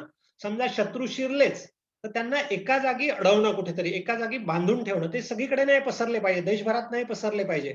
त्यामुळे जसं आपण हे करतो की नाही, चेकपोस्ट करतो आणि बेरियर लावतो जागोजागी, की ते दुसरीकडे नको जायला, मेन पॉइंटला नको जायला. आणि तिसरा पार्ट असेल की मग त्यांना एलिमिनेट करणं, त्यांना शरीराच्या बाहेर हाकलणं, आयदर मारून टाकणं त्यांना लढाई करून, आणि त्यांना कुठल्या ना कुठल्या वाटे बाहेर काढणं, आयदर खोकल्यामधून, लूज मोशन, वॉमिटिंग, नाकातले स्त्राव याच्यामधनं, आणि शेवटी मारून टाकणं. आता ही सगळी जी काय प्रोसेस होते याला म्हणतात इन्फ्लेमेशन. साध्या भाषेत जर आपण म्हणायचं झालं तर this is called as a inflammation. ही अतिशय महत्वाची आपल्या डिफेन्स सिस्टीमचं प्रोग्रामिंग आहे. कुठल्याही शत्रू विरुद्ध हे इन्फ्लेमेशन होते आणि यामध्ये सेल्स आणि केमिकल्स हे दोन्ही पार्ट घेतात. आता फक्त एवढंच आहे की इन्फ्लेमेशन ही दुधारी तलवार आहे. Okay, if it is at the right moment of right what can say right duration आणि राईट त्याचा पॉवर, तर मग ते उपयोगी आहे. पण ते जर गरजेपेक्षा जास्त झालं इन्फ्लेमेटरी प्रोसेस, तर मग मात्र ते आपल्या स्वतःच्या सेल्स विरुद्धच लढायला लागते आणि आपले सेल्स, पेशी ज्या आहेत आपल्या स्वतःच्या, त्या मरायला लागतात आणि त्याच्यामुळे कायमचं नुकसान होते. कोरोनामध्ये जे आपण ऐकतोय आता की ज्या डेथ होतात त्याची दोनच मुख्य कारणे आहे. One is because of the cytokine storm, ज्याला म्हणतो आपण, की हायपर इम्युन रिस्पॉन्स, गरजेपेक्षा जास्त इन्फ्लेमेशन होते आणि आपल्याच स्वतःच्या पेशींविरुद्ध इम्युन सिस्टीम काम करायला लागते. आतंकवादी समजून त्यांना म्हणा किंवा त्या ताकदीत त्या लढण्याच्या नादामध्ये, आणि त्याच्यामुळे लंग टिश्यू डॅमेज होऊ शकतात आणि त्याच्यामुळे प्रॉब्लेम क्रिएट होतात. किंवा दुसरं असं आहे की इन्फ्लेमेशन होतच नाही मुळात. लढण्याची प्रक्रिया जी आहे, आज आपण ऐकतोय की स्टिरॉइड दिल्या जातात बरेचदा हे इन्फ्लेमेशन प्रोसेस दाबण्यासाठी. ते जर चुकीच्या वेळी दिल्या गेले, खास करून पहिल्या 5 दिवसांमध्ये जर दिल्या गेले की जेव्हा व्हायरस मल्टिप्लाय होत असतो, तेव्हा काय होणार आहे की इम्युन रिस्पॉन्स, आपली इम्युन सिस्टीम त्या व्हायरसला अडवायचा प्रयत्न करते, त्यांची ग्रोथ अडवण्याचा प्रयत्न करते. अशा वेळेला जर हे स्टिरॉइड नावाचे जे औषधं जर वापरल्या गेले चुकीने ऍट रॉंग टायमिंग, तर काय होणार आहे, हे मल्टिप्लिकेशन चालू राहिले. जी इम्युन सिस्टीम त्यांना दाबण्याचा प्रयत्न करत होते, आता तुम्ही औषधातून इम्युन सिस्टीमला दाबून ठेवलंय, त्याच्यामुळे मग शत्रू वाढणार आहे त्या ठिकाणी आणि मग ते भारी पडतात आपल्याला पुढे येणाऱ्या दिवसांमध्ये. त्यामुळे असे काही कॉम्प्लिकेशन जे आहे, म्हणून योग्य वेळ पण अतिशय महत्वाची इन्फ्लेमेशन मध्ये या. आता हा जो इम्युन रिस्पॉन्स असतो, या परत टेक्निकॅलिटी मध्ये मी जात नाही, पण अँटीजन, अँटीबॉडी, मग त्याच्यामध्ये हे सगळे वेगवेगळे सेल्स काम करत राहतात आणि मग त्या व्हायरसला मारण्याचा प्रयत्न केला जातो. जो कुठला शत्रू शिरलाय, आता करोना शिरला तर त्याला मारण्याचा प्रयत्न केला जातो. आता हे व्हायरसेस जे आहे ते इंट्रासेल्युलर असतात, त्या सेल्सच्या आतमध्ये असतात. आता त्यांना मारायचं म्हणजे बरेचदा काय करावं लागतं, त्या सेल्सला मारावं लागतंय. आतंकवादी एखाद्या घरात जाऊन बसला तर ते घर उडवून द्यावं लागतंय. नुसत्या आतंकवाद्याला वेगळं नाही मारतायत, की आतंकवाद्यांनी समजा विमान पळवून नेलं आणि ओलीस धरला, तर नुसत्या त्या एका आतंकवाद्याला मारायसाठी बरेचदा जे निरपराध लोक आहेत त्यांचा पण जीव जातो, असं आपण पाहतोय, वाचतोय बरेचदा टीव्ही आणि या सगळ्यांमध्ये ऐकलेलं आहे. The same thing can happen within our body. Okay, particularly व्हायरसेसच्या संदर्भामध्ये. आता हा जो इम्युन रिस्पॉन्स आहे, आपण व्हायरल इन्फेक्शन मध्ये जर पाहिला तर इन्क्युबेशन पिरियड साधारणपणे आपण जर पाहिला तर 1 ते 8 दिवसांचा असतो. ओके, आता व्हायरस जो डिटेक्ट होतो तो साधारणपणे 4थ्या-5व्या दिवसापासून डिटेक्ट व्हायला सुरुवात होते. पहिल्या दिवशी जर आपण टेस्ट केली आरटीपीसीआर किंवा रॅपिड अँटीजन, तर कदाचित ती पॉझिटिव्ह येणार नाही. म्हणून एक 3-4 दिवसानंतर असं म्हटलं जाते की टेस्ट केली तर तो दिसण्याची शक्यता जास्त राहते. त्यांची संख्या हळूहळू वाढत जाते 8-10 दिवसापर्यंत, आणि नंतर ती हळूहळू कमी होत जाते आणि मग हळूहळू ती संपून जाते. ओके. सुरुवातीला अँटीबॉडीज यांच्या विरुद्ध लढण्यासाठी ज्या अँटीबॉडीज असतात त्याला IgM असं म्हणतात. साधारणपणे इकडे 10व्या दिवसाकडे वगैरे त्याची निर्मिती चालू होते शरीरामध्ये. ती त्या व्हायरसेस विरुद्ध लढते आणि त्या व्हायरसेसची संख्या कमी करायला लागते. ही काही दिवसपर्यंत टिकतात ह्या अँटीबॉडीज. शॉर्ट टर्म अँटीबॉडीज ज्यांना म्हणूया आपण त्या. आणि मग लॉंग टर्म अँटीबॉडीज ज्या असतात, लेट अँटीबॉडीज, त्या जरा उशिरा तयार होतात शरीरात आणि त्या मग उशिरापर्यंत टिकतात. म्हणून आता एकदा करोना झाला तर साधारणपणे 3 महिने कदाचित आपल्याला प्रोटेक्शन मिळू शकते असं म्हटलं जाते. अर्थात हे सगळं डिपेंड करते की म्युटेशन नाहीये, दुसरा व्हायरसचा प्रकार नाही आलेला वगैरे, यावर सगळं डिपेंड करते ते आपली प्रतिकार शक्ती कशी आहे काय. पण हे सगळं लेट अँटीबॉडीज मुळे होते समजा, असं म्हणूया आपण. आता पहिल्या दोन स्टेप्स ज्याला म्हणूया आपण. पहिल्या स्टेप मध्ये काय होते या व्हायरस विरुद्ध, की general response to any infection जे काय आहे ते होणार. इनेट इम्युन रिस्पॉन्स सुरुवात होईल आणि ते इंटरफेरॉन आणि बाकी काही केमिकल्स, सायटोकाईन ज्यांना म्हणतात, ते सिक्रेट करतील. आणि त्याच्यामुळे हे इंटरफेरॉन काय करतात, त्या व्हायरस जो मल्टिप्लाय होतोय त्या प्रोसेसला अडवतात. त्यामुळे त्यांना मल्टिप्लाय होऊ देत नाही, त्यांची वाढ जरा रोखण्याचा प्रयत्न केला जातो. आता त्याच्यामुळे कदाचित जर आपली इम्युन सिस्टीम चांगली असेल तर याच ठिकाणी तो व्हायरस संपून जाईल, तो मल्टिप्लाय होणार नाही आणि आपण करोनामधनं बाहेर येऊया. ओके. त्यामुळे आपल्याला माहिती आहे की साधारणपणे 60-70-80% लोकांना फारसे सिम्पटम नसतात, त्या अतिशय माइल्ड असतात. 1-2-4 1-2 दिवस थोडासा ताप आला, बॉडी एक, आणि बाकी सगळं त्याच्या पलीकडे काही नसते. त्यांची इम्युन सिस्टीम हवी होते आणि त्या व्हायरसला मारून टाकते आणि पळवून लावते, असं म्हणूया आपण. ओके. तर हे झालं सुरुवातीचा पार्ट जो आहे तो. आणि हे जे केमिकल्स तयार होतात इंटरफेरॉन आणि सायटोकाईन, ते ताप आणतात. कारण ते काय करतात, बॉडी टेम्परेचर वाढवतात. मसल एक किंवा बॉडी एक सुरू होतो, जरा अंग मोडून येते, हातपाय दुखायला लागतात. हे सुरुवातीचे सिम्पटम्स आहे जनरल कुठल्याही इन्फेक्शनचे. आता ताप येणं हे पण एक डिफेन्स सिस्टीमचं काम आहे आपल्या. काय होते की टेम्परेचर 1-2 डिग्रीने जरी वाढलं आपलं बॉडी टेम्परेचर, जे 98 वगैरे असते नॉर्मली, ते जर 100-101 वगैरे झालं तर त्या टेम्परेचरला बरेचसे जर्म जे मरून जातात. They can't sustain on that high degree of temperature. Just 1-2 degree जरी वाढलं तरी बरेचसे जर्म्स हे मरून जातात. So it is bodies defence system. त्यामुळे अशा वेळेला आपण इमिजिएटली ताप कमी करायसाठी जर पॅरासिटामॉल आणि काहीतरी घेतलं तर काय करतोय आपण मग, की ताप येऊन कदाचित जे जर्म्स मरायचे असते, आपण ताप लगेच उतरवल्यामुळे मग तापाचा उपयोग जर्म्सला मारण्यासाठी होणार नाही. मग ती सगळी जबाबदारी परत आपल्या डिफेन्स सिस्टीम वरती येणार. म्हणून मग शक्यतो तापाला असं खूप जास्त जर असेल, त्रासदायक असेल तर औषधं घेण्यात अर्थ आहे. अदरवाईज आपण ज्याला म्हणूया थोडं थांबणं, वाट बघणं कदाचित हे जास्त उपयोगी राहू शकते आपल्याला.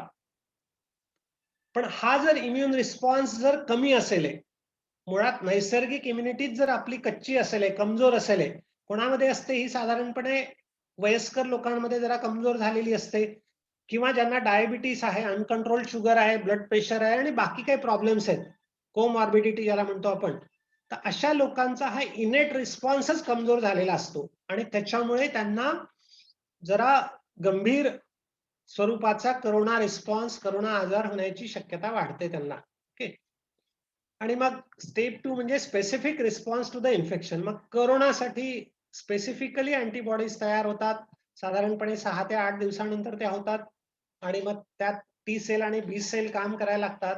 आता फक्त या ठिकाणी असं होते की काही वेळेला हा हायपर रिस्पॉन्स होतो, गरजेपेक्षा जास्त. हायपर म्हणजे जास्त, हायपो म्हणजे कमी.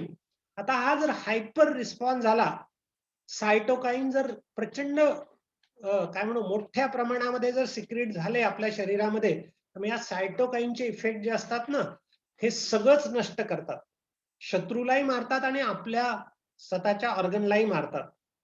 आणि त्याला म्हणून असं म्हणतात सायटोकाईन स्टॉर्म.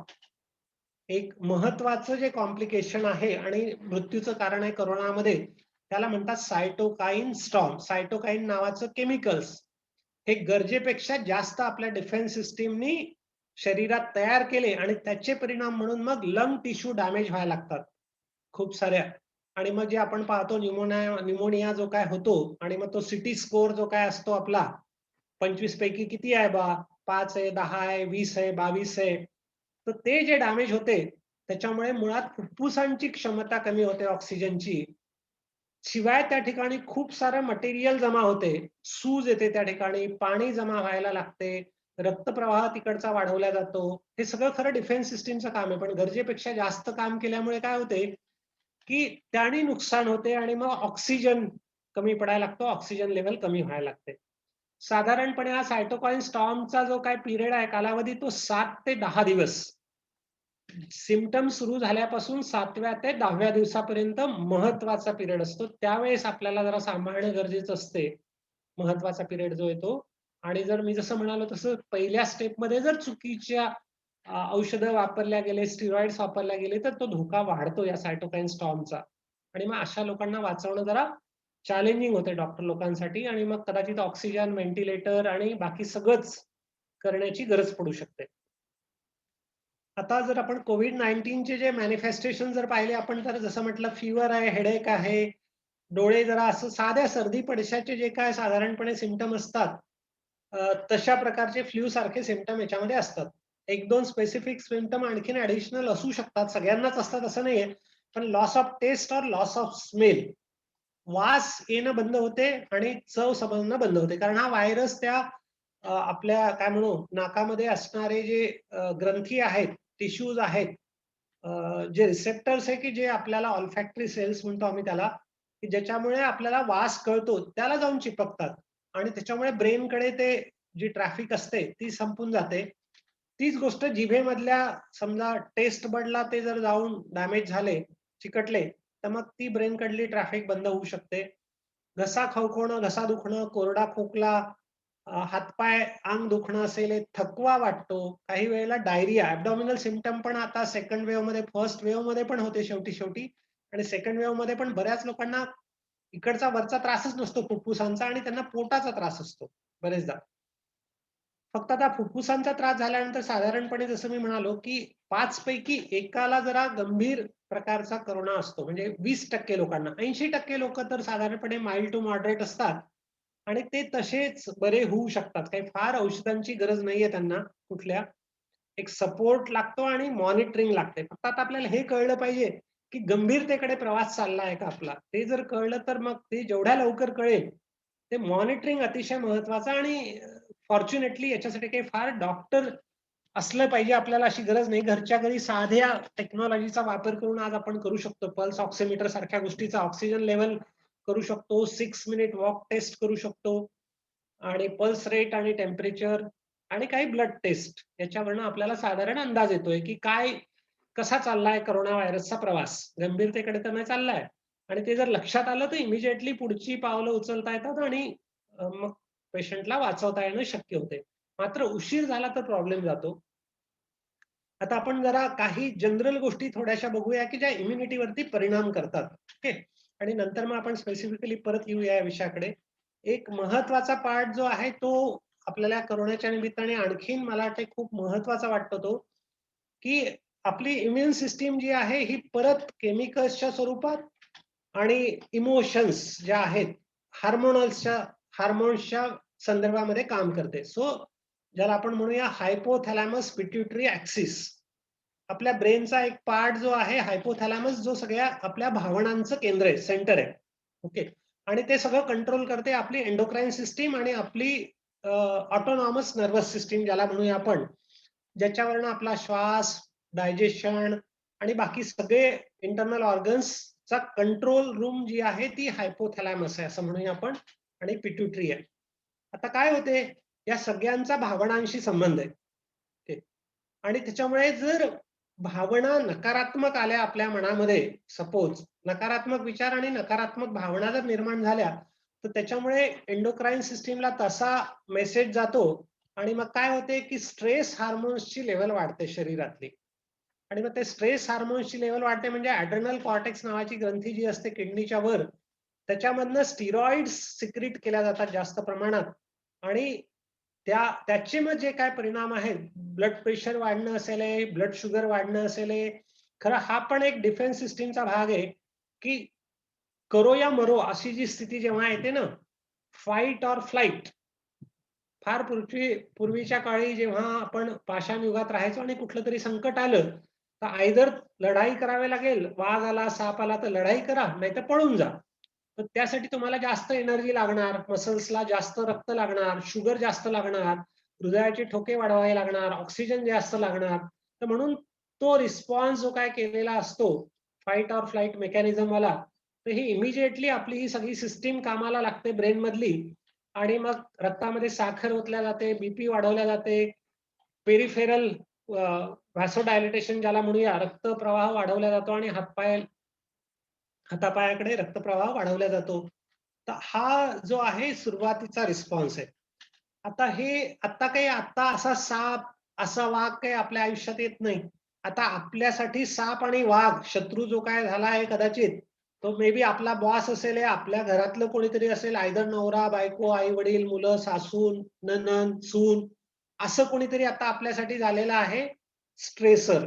ओके, आता हे दूर करता येत नाही, आणि मग तसं काहीतरी झालं की आपली ही पूर्ण सिस्टीम परत कामाला लागते. प्रोग्रामिंगच तसं केल्या गेलेलं आहे, आणि असं जर वरचेवर होत राहिलं आपल्याला, तर मग मात्र त्याच्यामुळे इम्युन रिस्पॉन्स जो आहे आपला, तो दाबला जातो, तो कमी होऊन जातो. आता काय झालंय करोनामध्ये, मुख्यत्वे मीडियामध्ये ज्या प्रकारच्या बातम्या येतात, टीव्ही वरती असेल, व्हॉट्सअप असेल, आणि बाकी काय काय जे दाखवल्या जातात, चिता जळताना आहे, आणि मधल्या काळात जे काय होतं, ऑक्सिजन बेड मिळत नाही, लोक बाहेर उभे आहे, आणि असं सगळं सतत नकारात्मक इमेजेस, सतत नकारात्मक कानावरती जर येत राहिलं, तर आपल्याला कुठेतरी असं वाटायला लागतं की अरे, आपलं तर असं होणार नाही, मला तर करोना होणार नाही, आणि मला करोना झाला तर मग ऑक्सिजन बेड मिळेल का, मग व्हेंटिलेटर मिळेल का, की मला असंच कुठेतरी रस्त्यावर मरावं लागेल, आणि मग कोणाची भेट होणार नाही, आणि काय, ह्या ज्या सततच्या नकारात्मक बातम्या आणि भीती, ह्या सगळ्या नकारात्मक भावना आहे, आणि याच्यामुळे इम्युन सिस्टीम वरती नकारात्मक परिणाम होतो. आज म्हणजे अजून मला माहिती नाही, अनालिसिस कदाचित करावं लागणार आहे, पण व्हायरस, जसं आपण म्हणतोय की साप चावून सापाच्या विषामुळे लोक मरतात, हे एका बाजूला खरं आहे, आणि दुसऱ्या बाजूला हे पण खरं आहे की बिनविषारी साप चावूनही काही लोक मरतात, कारण तो जो धसका आणि भीती बसलेली आहे मनामध्ये, त्याचा परिणाम होतो, आणि त्याच्यामुळे पण काही मृत्यू होऊ शकतात.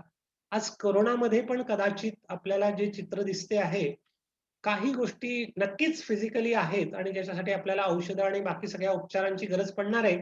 पण निदान भीतीचा कंपोनंट आपल्याला कमी करता आला, सकारात्मक पॉझिटिव्हिटी जर वाढवता आली, सकारात्मक गोष्टींमुळे स्ट्रेस कमी करता आला, तर आपली इम्युन सिस्टीम जरा जास्त चांगल्या प्रकारे काम करू शकेल. म्हणजे करोना विरुद्ध लढण्यासाठी त्यांनी ताकद मिळेल जराशी थोडीशी आपल्याला, निदान ऍटलिस्ट असं म्हणूया. तणावाचे काय परिणाम होऊ शकतात, 3 प्रकारचे रिस्पॉन्स असू शकतात असं म्हणूया आपण. तणाव जर वारंवार येत राहिला असा सातत्याने, आता तसंही 1-1.5 वर्षापासून, 1.25 वर्षापासून या पॅन्डेमिकमुळे आपण सगळेच कुठे ना कुठेतरी स्ट्रेसमध्ये आलेलो आहोत.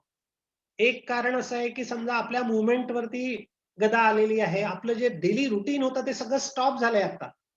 घरात बसलेलो आहे आपल्यापैकी बरेच लोक, बऱ्याच लोकांना तर खूप सारे जगण्याचे प्रश्न आहेत, म्हणजे त्यांच्यासाठी मुळात रोजीरोटीचाच प्रश्न आहे असं म्हणूया.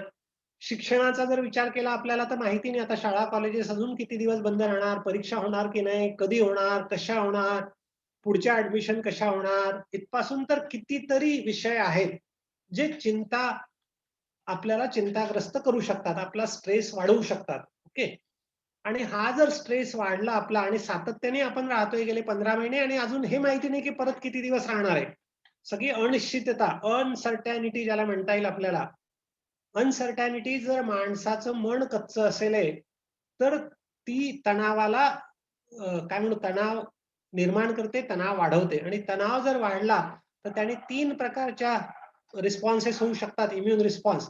एक तर हायर रिस्पॉन्स, गरजेपेक्षा जास्त रिस्पॉन्स होणं, आणि त्याच्यामुळे मग ॲलर्जीज आणि ऑटो इम्युन जे आता सायटोकाईन स्टॉर्म म्हणतोय आपण, it is again hyper immune response आहे हा पण. ओके, दुसरा जो आहे तो काय होतं, सततच्या तणावामुळे सप्रेस रिस्पॉन्स की इम्युनो डिफिशियन्सी, त्याच्यामुळे इम्युन रिस्पॉन्स हा दाबला जातो, त्याच्यामुळे आपली इम्युनिटी जरा काम नाही करू शकत. कॅन्सर आणि इतर सगळ्या आजारांमध्ये, HIV आणि या सगळ्यांमध्ये जे आपण बघतोय, तिथे सप्रेस केलेली इम्युनिटी, इम्युनो डिफिशियन्सी डिसऑर्डर्स. तिसरा जो आहे तो अल्टर्ड रिस्पॉन्स, ज्याला आपण ऑटो इम्युनिटी म्हणतो, की आपल्या स्वतःच्या पेशींविरुद्ध आपली इम्युन सिस्टीम लढायला लागते. ती पॅनक्रियाज विरुद्ध लढायला लागली तर डायबिटीस होईल, थायरॉइड विरुद्ध लढायला लागली तर थायरॉइडायटिस आणि हायपोथायरॉइडिझम होऊ शकते. ती सांध्यांविरुद्ध लढली तर रुमॅटॉइड अर्थरायटिस, संधिवात होतो.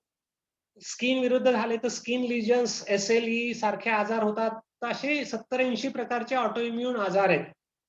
दिस is because of one of the factor is stress. Okay, त्यामुळे आपल्याला ताण, स्ट्रेस मॅनेजमेंट आपल्याला शिकावं लागणार आहे सगळ्यांना डेफिनेटली. आता तणावाचे कारण आपण दूर करू शकत नाही, पण परिणाम आपण नक्की कमी करू शकतो. काय आपल्या हातामध्ये उपाय आहेत तणावाचे परिणाम करायसाठी? समजा रस्त्याने खड्डे आहेत, खड्डे दुरुस्त करणं आपलं काम नाहीये कदाचित, पण खड्ड्यामधनं जाताना धक्के कमी लागावे यासाठी शॉकअप सारखी व्यवस्था आपल्या गाड्यांना जर असेल चांगली, मजबूत असतील तर मग आपल्याला अडचण जाणार नाही. काय शॉकअप असू शकतात? रिलॅक्सेशन टेक्निक्स, शवासन, प्राणायाम, ध्यान, प्रार्थना, all these act as a shock up. आपल्याला day to day ups and downs मधून जाताना ते आपल्याला स्थिर ठेवण्यासाठी मदत करतात. दुसरा आहे हॉबीज. त्यामुळे आता या कोरोना काळामध्ये जर आपण आपले हॉबीज जोपासू शकलो असतो मागच्या 15 महिन्याचा बा, एरवी आपल्याला कधी असा वेळ मिळाला नसता घरी राहायला, आणि कदाचित आज प्रवास आपला वाचलाय, आपलं बाहेर फिरणं वाचलंय, हॉटेलिंग वाचलंय, टुरिझम वाचलं आहे, अक्कारांचे लग्न, काय म्हणू आपण, बारसे, वाढदिवस वाचलेले आहेत, समारंभ, मिटिंगा वाचलेल्या आहेत आता. तर मग या सगळ्या वेळेचा आपण काहीतरी युटिलाइज करणं, त्याचा ताण न आणता, वाचन आहे, संगीत आहे, आज खूप साऱ्या जगाशी आपण कनेक्ट होऊ शकतो घरची बसल्या बसल्या या सगळ्या सोशल मीडिया आणि या माध्यमातून. तर त्याचा आपल्याला उपयोग होतो. निसर्गाशी जवळीक, पंचमहाभूताशी संबंध, तो आपल्याला ताण कमी करायला मदत करतो. श्रद्धा असणं आपल्या स्वतःवरती आणि स्वतः करत असलेल्या कामावरती, तो आपल्याला ताण कमी करायला मदत करतो.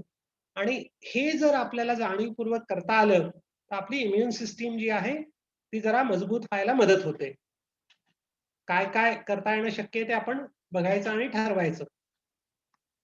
आणखीन एक कोरोनामध्ये आपल्याला जे दिसते भिण्याचं कारण महत्वाचं, ते जे आहे आयसोलेशन. की कोरोना झालेल्याला सुरुवातीच्या काळात जे होतं की क्वारंटाईन व्हावं लागते, जवळचे लोक घरचे येऊ शकत नाही भेटायला कोणीतरी. ओके, अगदी मृत्यू झाला तरी घरच्यांना असं दुरून दर्शन होणार, सुरुवातीच्या काळात जे होतं ते, की जायचं नाही, भेटायचं नाही. त्याच्यामुळे आयसोलेशनची भीती प्रचंड असते माणसाला, माणूस एकटा नाही जगू शकत.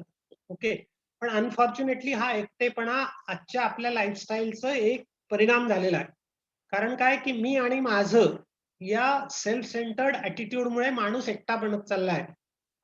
खरं माणूस एकटा जगू शकत नाही. Human being is a social animal. त्यामुळे तो जर एकटा राहिला तर आयदर पागल तरी होतो, नाही तर आत्महत्या तरी करतो. मग तो एकटेपणा कमी करायसाठी either he goes behind money, power और प्रसिद्धी, आणि मग एक धावतोय म्हणून दुसरा धावतोय. अशी जी धाव चाललेली आज आपली सगळ्यांची, आणि त्याच्यामुळे आपण 3 बाजूंनी तुटत चाललो. एक, आपण स्वतःपासून तुटलोय की who am I, what is the purpose of my life, हा प्रश्न आपल्याला कधी पडतच नाही. त्यामुळे आपण आपल्या स्वतःलाच नाही ओळखलेला आज. इतरांपासून आपण तुटतो कारण आपण ऐकलेलं आहे, सुख वाटलं तर डबल होते, दुःख वाटलं तर निम्म होते. पण आपण सुखही वाटत नाही आणि दुःखही वाटून घेत नाही. म्हणून मग प्रेम करायला आणि प्रेम मिळवायला शिकायला पाहिजे आपल्याला. पैशांनी श्रीमंत होण्यासाठी आपण सगळे प्रयत्न करतोय आज. जीवाची सगळी धडपड सकाळी उठल्यापासून रात्री झोपेपर्यंत. नात्यांनी श्रीमंत होण्यासाठी कधी काही केलंय का आपण? ही श्रीमंती जर मोजायची झाली तर काय कराल? आज रात्री एक कागद पेन घ्याल आणि माझ्या दुःखाने ज्यांच्या डोळ्यात पाणी येते असे लोक या जगात किती आहेत हा प्रश्न स्वतःला विचारा, आणि मग ठरवा की मी किती श्रीमंत आहे. आणि मला असं वाटतं अशी जर यादी बनवायला गेलो आपण की ज्यांच्या डोळ्यात माझ्यासाठी पाणी असेल, तर मला वाटतं आपल्यापैकी बहुतेकांसाठी काय म्हणता येईल, आपल्याला ते BPL कार्ड आपल्याला घ्यावं लागेल, बिलो पॉवर्टी लाईन, दारिद्र्य रेषेचं कार्ड. उभ्या 50, 60, 70 वर्षाच्या आयुष्यामध्ये जर असे 10, 20, 50 माणसं नाही जोडले तर काय कमावलं? कागदाच्या नोटा, सिमेंट कॉन्क्रीटचा बंगला एखादा. ही नात्यांची श्रीमंती आपल्याला आयुष्यात वाढवता येते का? आणि त्यासाठी काही करता येते का? हा महत्वाचा प्रश्न आहे. त्यामुळे जर हा एकटेपणा कमी झाला की मला काही झालं तर इतके लोक आहेत माझ्यासोबत ऍटलिस्ट, ही गोष्ट माणसाला हिंमत देणारी असते. आजारामध्ये शत्रूशी लढण्यासाठी पण मदत होते, इम्युन सिस्टीम स्ट्रॉंग करायला पण त्याचा उपयोग पडतो. अगदी कॅन्सर सारख्या आजारामध्ये पण या सगळ्या गोष्टींचा फायदा होतो. ऑलरेडी म्हणजे अनेक संशोधनातनं यातले बरेचसे कंपोनंट सिद्ध झालेले आहेत. तिसऱ्या बाजूने जे तुटतो आपण ते हे की सृष्टीच्या एकत्वापासून. आपण सगळे शिकलोय की सगळे प्राणी मात्र एकाच मूलतत्वापासून बनलेले आहेत. कार्बन, हायड्रोजन, ऑक्सिजन, नायट्रोजन जे काय आपण केमिस्ट्रीमध्ये शिकलो पिरियडिक टेबलमध्ये, माझ्यामध्ये असणारा ऑक्सिजन तुमच्यामध्ये असणारा एखाद्या गायीमध्ये, कुत्र्यामध्ये, झाडामध्ये, it is the same one. मग या एकत्वाची अनुभूती आपल्याला जगताना कधीतरी येते का?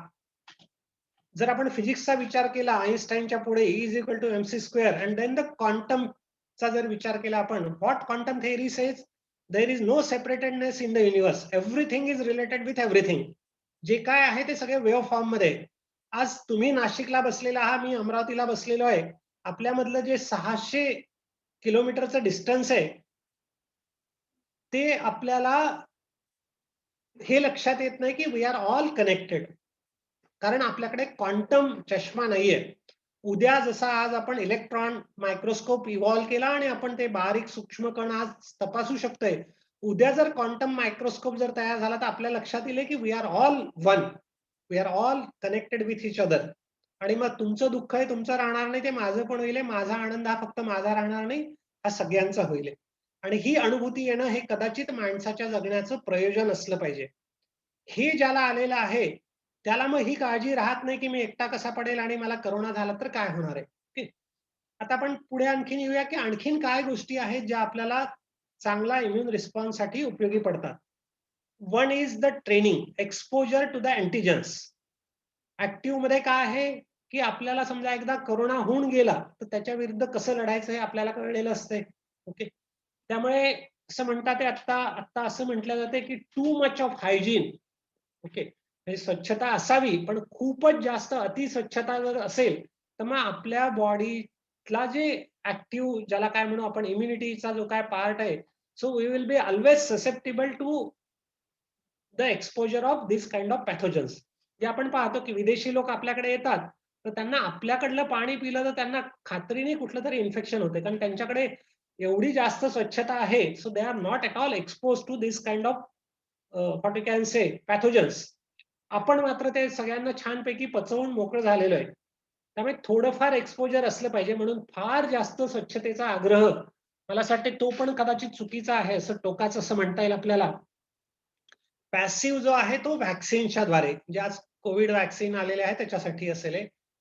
अम्युनेशन्स लागते हे सगळं लढाईसाठी, ते आहे. खाणं आपलं कसं असलं पाहिजे, नंतर व्यवस्थित या सगळ्या सैन्याला रेस्ट मिळाली पाहिजे, रिलॅक्सेशन, स्ट्रेस मॅनेजमेंट, स्लीप, झोप आणि विश्रांती खूप महत्वाची गोष्ट आहे इम्युन रिस्पॉन्स आपला चांगला राहण्यासाठी. ओके, आता जे काही फॅक्टर्स आहेत कोमॉर्बिडिटी, ते आपल्याला जर कंट्रोल करता आले तर त्याचा फायदा होतो. एक खास करून शिकलेल्या लोकांमध्ये, आता तुमच्यापैकी बहुतेक सगळे प्राध्यापक आणि सगळे शिकलेले आहात, तुमच्यापैकी बरेच लोक सायन्स टीमचे असतील. मला हा प्रश्न तुम्हाला विचारायचा आहे की तुम्हाला हे माहिती आहे का की बा आपण जर निरोगी जर विचार केला, आपण किती हेल्दी आहोत, तर त्यासाठीचा एक इंडिकेटर आहे ज्याला म्हणतात बॉडी मास इंडेक्स. तर तुमचा बॉडी मास यावरनं हे कळेल की ओव्हरऑल तुमची हेल्थ कशी आहे आणि त्याच्यावरनं हे ठरेल की आपली इम्युन सिस्टीम पण कशी आहे. ओके, त्यामुळे त्याचे इंडिकेटर्स काही जे आहेत ते काय आहे की वयाच्या 20व्या वर्षी असते तेवढं वजन आपलं आयुष्यभर असलं पाहिजे. त्यात जर 1 किलो भर पडली तर आजारी पडण्याचे धोके 2% वाढतात, अगदी हार्ट अटॅक, कोलेस्ट्रॉल पासून सगळे. I am not now talking just about the corona. Okay, overall जे कोमॉर्बिड कंडिशन्स आहे आपल्याला त्याचा पण विचार करावा लागेल. आपल्याला जर रिस्क फॅक्टर कमी करायचा असेल करोनाचा तर आपल्याला या सगळ्या गोष्टींवरती जरा नियंत्रण मिळवावं लागेल. आपलं वाढलेलं वजन जर कमी केलं तर ऑटोमॅटिकली करोनाचा धोका आपल्यासाठी कंपॅरेटिव्हली कमी होतो. म्हणजे होतच नाही असं नाहीये, पण कमी होतो. आपल्याला जर डायबिटीस कंट्रोल करता आला व्यवस्थित, ब्लड शुगर, तर आपल्याला गंभीर स्वरूपाचा करोना होण्याचा धोका कमी होतो. करोना होईल पण कदाचित तो तेवढा जास्त होणार नाही, मृत्यूचा धोका कमी होऊ शकतो. म्हणून या गोष्टी महत्वाच्या. आणि या फक्त करोना पुरत्या नाही, it is for the life time. 1 kilo वजन जास्त असेल तर 2.5 महिन्यांनी आयुष्य कमी होते असं आमचं मेडिकल टेक्स्ट बुक सांगतात. ओके, याचा अर्थ लक्षात घ्या, आपण किती वजन वाढवलेले आहेत, 10-10, 20-20, 25-25 किलो वजन वाढवलेले आहेत 20व्या वर्षाच्या तुलनेत. बॉडी मास इंडेक्स आपला 18.5 ते 21 आयडियल आहे. ओके, आणि त्यासाठी मग आपलं किती वजन असायला पाहिजे, मी एक चार्ट डिस्प्ले करतो समोर आता. हे 3 ट्रॅफिकचे सिग्नल आहेत असं म्हणूया आपण, ज्याला body mass index green signal ज्याला म्हणता येईल आपल्याला safe, body mass index 18.5 to 21, yellow signal 21 to 25 आणि रेड सिग्नल म्हणजे 25 to 30 म्हणजे ओव्हरवेट, आणि more than 30 is the obesity. आपल्याला प्रयत्न हा केला पाहिजे की आपलं वजन या ग्रीन सिग्नल मध्ये आलं पाहिजे. समजा 5 फूट वजन असेल तर 43 ते 46 किलो. ओके. आज तुम्ही बघा की शिकलेल्या लोकांची, विज्ञान शिकलेल्या लोकांची, प्रोफेशनल्सची वजनं 60-70% लोक ओव्हरवेट येतात. त्याच्यामध्ये डॉक्टर्स आहे, इंजिनियर्स आहे, प्राध्यापक आहे आणि सगळेच आहेत. Because of that they are suffering. Okay. पुढचा चार्ट 5 फूट 1 इंच ते 5 फूट 6 इंचासाठी आपलं वजन हे ग्रीन झोन मध्ये असलं पाहिजे. ओके. BMI चा फॉर्म्युला सोपा आहे, वजन divided by square of the height. वजन weight in kilogram, height in meters, square of the height in meters, weight divided by square of the height. तुम्ही जर गुगल केलं तर BMI चे कॅल्क्युलेटर तुम्हाला येतील आपोआप. तुम्ही त्यात वजन, उंची टाका आणि तुमचा BMI तपासून घ्या किती येतं. आणि जास्त असेल तर तो कमी करायला आजपासून सुरुवात करा. हे काही लगेच एका दिवसात नाही होणार की जसं आज व्यायाम करायला सुरुवात केली आणि उद्या पैलवान झाला. It's a long term goal. पुढच्या काही महिन्यांमध्ये कदाचित तुम्ही हे अचीव्ह करू शकाल, काही अडचण नाही त्याला. ओके. 5 फूट 7 इंच ते 6 फूट याच्यासाठी हा चार्ट आहे. आता माझी हाईट, एक उदाहरण म्हणून सांगतो, माझी हाईट 6 फूट आहे, 183 सेंटीमीटर. माझं वजन येते 64-65 दरम्यान येते.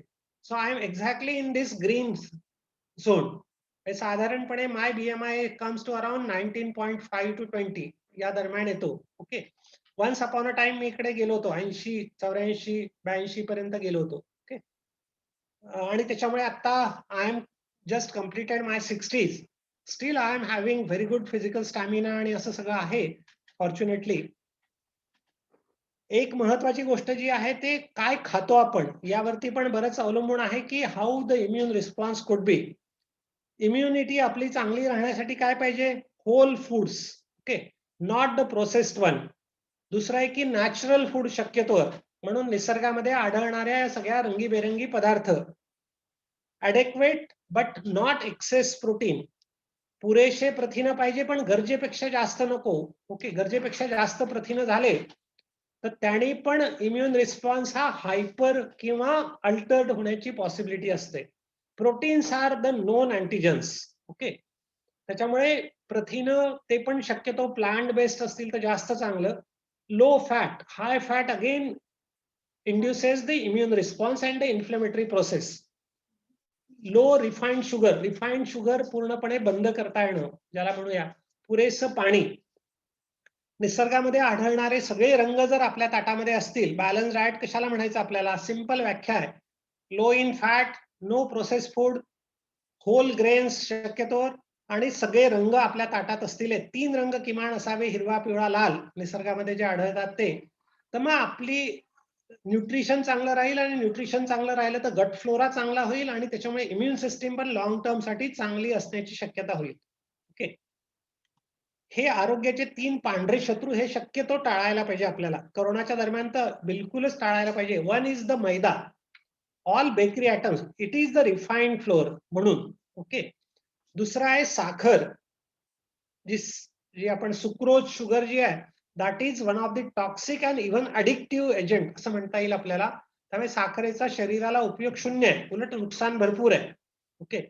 आम्ही असं पण बघितलं आहे की साखर बंद केली तर अस्थमामध्ये फरक पडतो. काही लोकांना फरक पडलेला आहे नुसता. इव्हन बाकीच्या काही ऑटोइम्युन डिसऑर्डर मध्ये पण फरक पडलेला आहे, हे जे प्रोसेस फूड वापरणं बंद केलं तर. तिसरं आहे मीठ, गरजेपेक्षा जास्त सोडियम क्लोराईड, खास करून लोणची, पापड आणि बाकी प्रिझर्वेटिव्ह पदार्थ जे आहेत त्याच्यामुळे हे सगळे घातक आहेत. हे आपल्याला कमीत कमी वापरायला पाहिजे. ऑल दिस जंक फूड जे आपल्या सगळ्या मुलांच्या आवडतं पदार्थ आहे, काय खाणार तर कुरकुरे, आलू चिप्स आणि काहीतरी मग samosa, pav bhaji, burger, pizza, all this will suppress your immune system.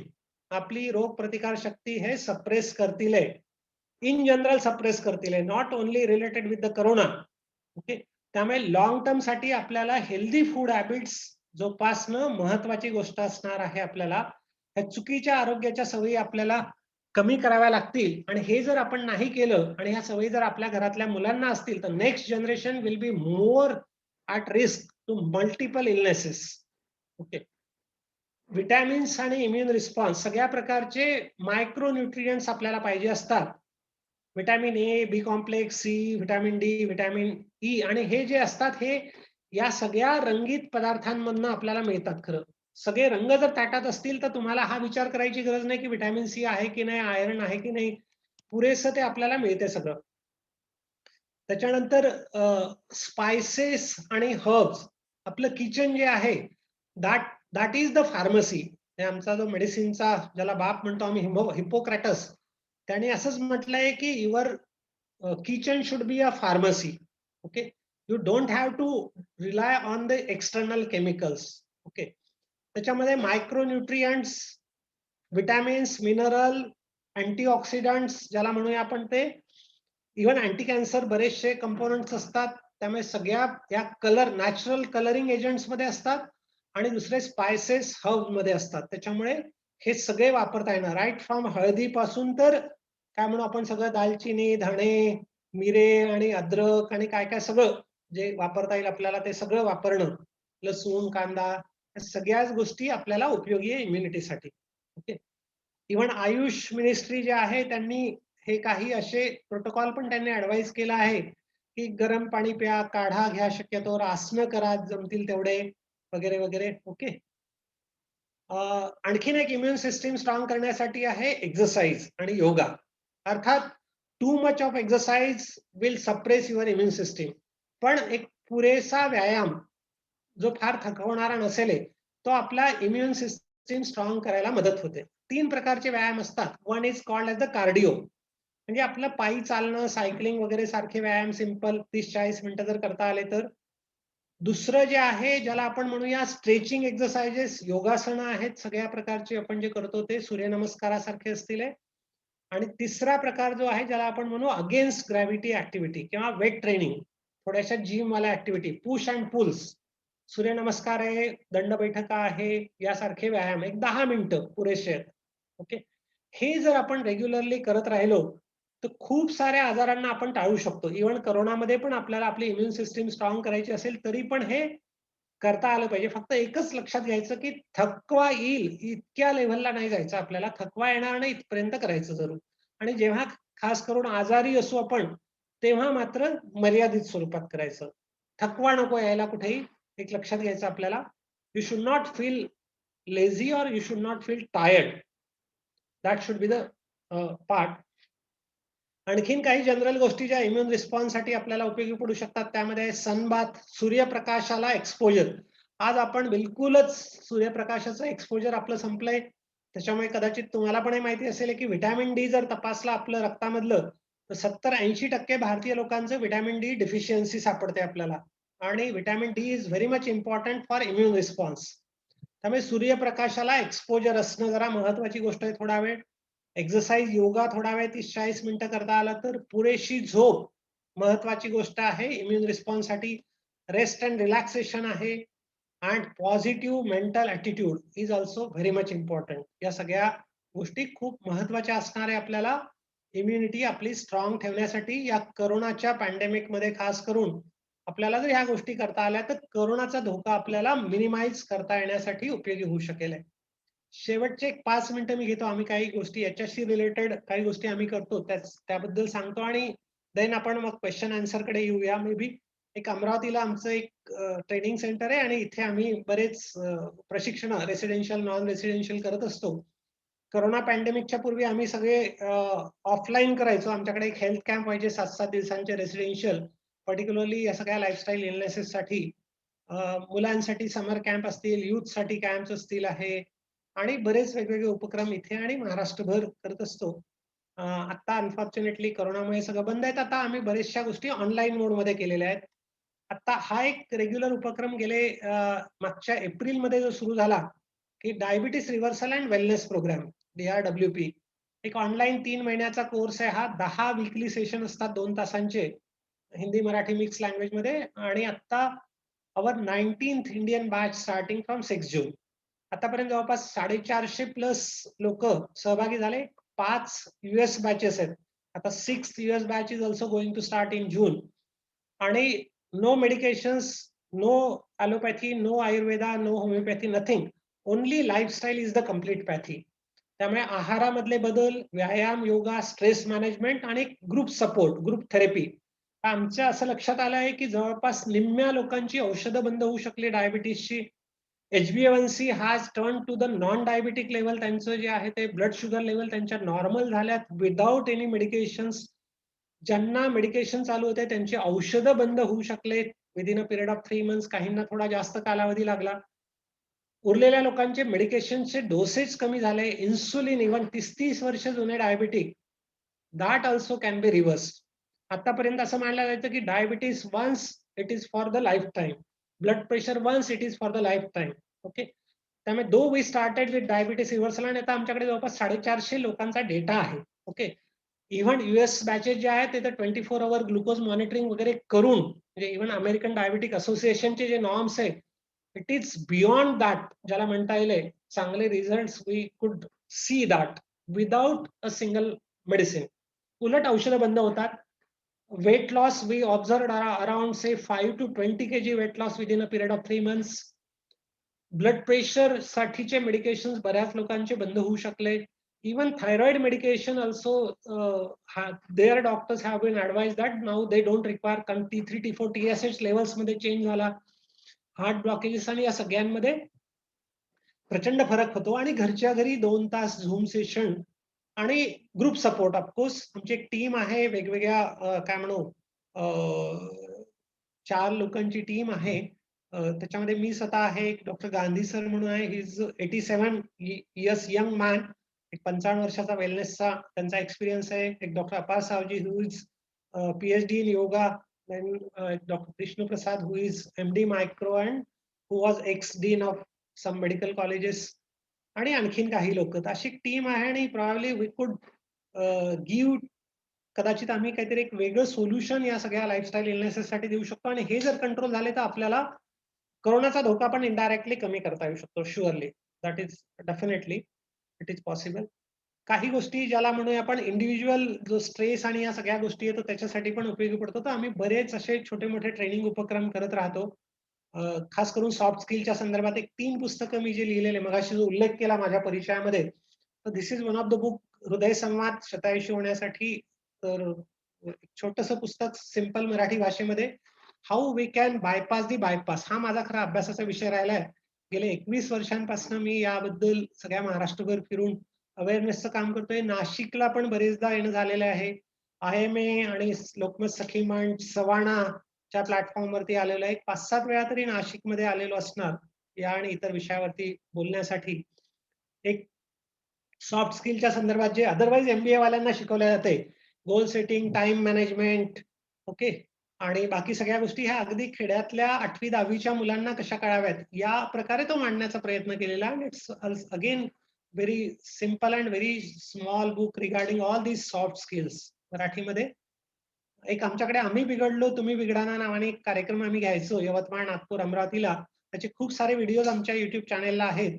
की मल्टिपल आपल्याला काहीतरी आदर्श लागतात आपल्या डोळ्यापुढे, की ज्यांनी काहीतरी केलंय आपल्या आयुष्यात, निराशेमधनं बाहेर यायला, हताशेमधनं बाहेर यायला. तर असे खूप सारे लोक आमच्या शिबिरांमध्ये आणि असे वेगवेगळ्या ठिकाणी येऊन गेलेले. त्यांच्याबद्दल मी जे काय लिहिलं होतं त्याचं एक छोटंसं पुस्तक आम्ही बनवलंय. या सगळ्यांच्या मुलाखती मी घेतलेल्या युट्यूब वरती पण बऱ्याचशा उपलब्ध आहेत. आणि जरूर you can subscribe that channel. प्रयास.अमरावती नावाने आहे चॅनेल, युट्यूब चॅनेल. आणि खूप तुम्हाला मोटिवेशनल प्लस हेल्थ आणि बाकी विषयांवरती, म्हणजे नुकतंच आता मागच्या आठवड्यात मी अँगर अँड इगो मॅनेजमेंट या विषयावरती बोललो, नाती कशी जोपासता येतील या विषयावर बोललो, पॅरेंटिंग वरती बोललोय. हे माझे कॉन्टॅक्ट डिटेल्स आहेत. जर कोणाला वाटलं असं तर एक मोबाईल आणि ह्या सगळ्या गोष्टी आहेत. तर मला नक्की आवडेल आहे की जर माझी काही मदत या करोनाच्या निमित्ताने जो काय संपर्क होतोय, ओळख होते आहे, असं मी मानतोय सगळ्या, though we are not seeing each other, पण मला असं वाटतं हे नातं आणखीन कदाचित उपयोगी पडू शकेल. मी आता 60ला आलेलो आहे, 60 पूर्ण झाले इनफॅक्ट माझे, आणि मी स्वतःसाठी ठरवलंय की मला 100 वर्षपर्यंत निदान काम करायचंय. कारण माझ्या हे लक्षात आलंय अभ्यासातनं मेडिकल सायन्सच्या, की human body is made for living 120 years. मग मी माझ्या स्वतःसाठी 100 वर्षाचं टार्गेट ठरवलंय. त्यामुळे 7 मे 2061 ला माझा 100वा वाढदिवस असणार आहे. तर त्याचं एक निमंत्रण तुम्हाला देऊन ठेवतो. ते देण्यामागचं एक कारण असं पण आहे की निदान तोपर्यंत तरी तुम्ही जिवंत असणार, राहावं अशी माझी सदिच्छा आहे. ही या निमित्त व्यक्त करतो. आणि मला स्वतःला काही वेगळं करायचं नाही आयुष्यामध्ये. माझा अजेंडा आयुष्याचा जो आहे तो इतरांना त्यांच्या अजेंडा शोधण्यामध्ये मदत करणं. That is what my agenda is. त्यामुळे जर तुम्हाला काही माझी मदत होऊ शकली कुठल्याही बाबतीत, अपार्ट फ्रॉम करोना आणि या सगळ्यात, ऍक्च्युली आता आम्ही एक करोना आणि पोस्ट कोविड केअर या सगळ्या संदर्भामध्ये पण एक हेल्पलाईन लॉन्च करतोय एक ऑफिशियली. तर जरूर कधी पण संपर्क करता येईल. एवढंच आहे की बऱ्यापैकी बिझी असतो, तर you just get the time and then do it. या ठिकाणी मी माझं शेअरिंग थांबवतो. एक overall general immune response, lifestyle आणि करोनाच्या निमित्ताने मग आपल्याला नेमकं काय करता येण्यासारखं आहे त्या गोष्टी मांडण्याचा मी प्रयत्न केलेला आहे या ठिकाणी. मला वाटतं आता आपण जर काही क्वेश्चन आन्सर जर असतील आहे, we will go towards that.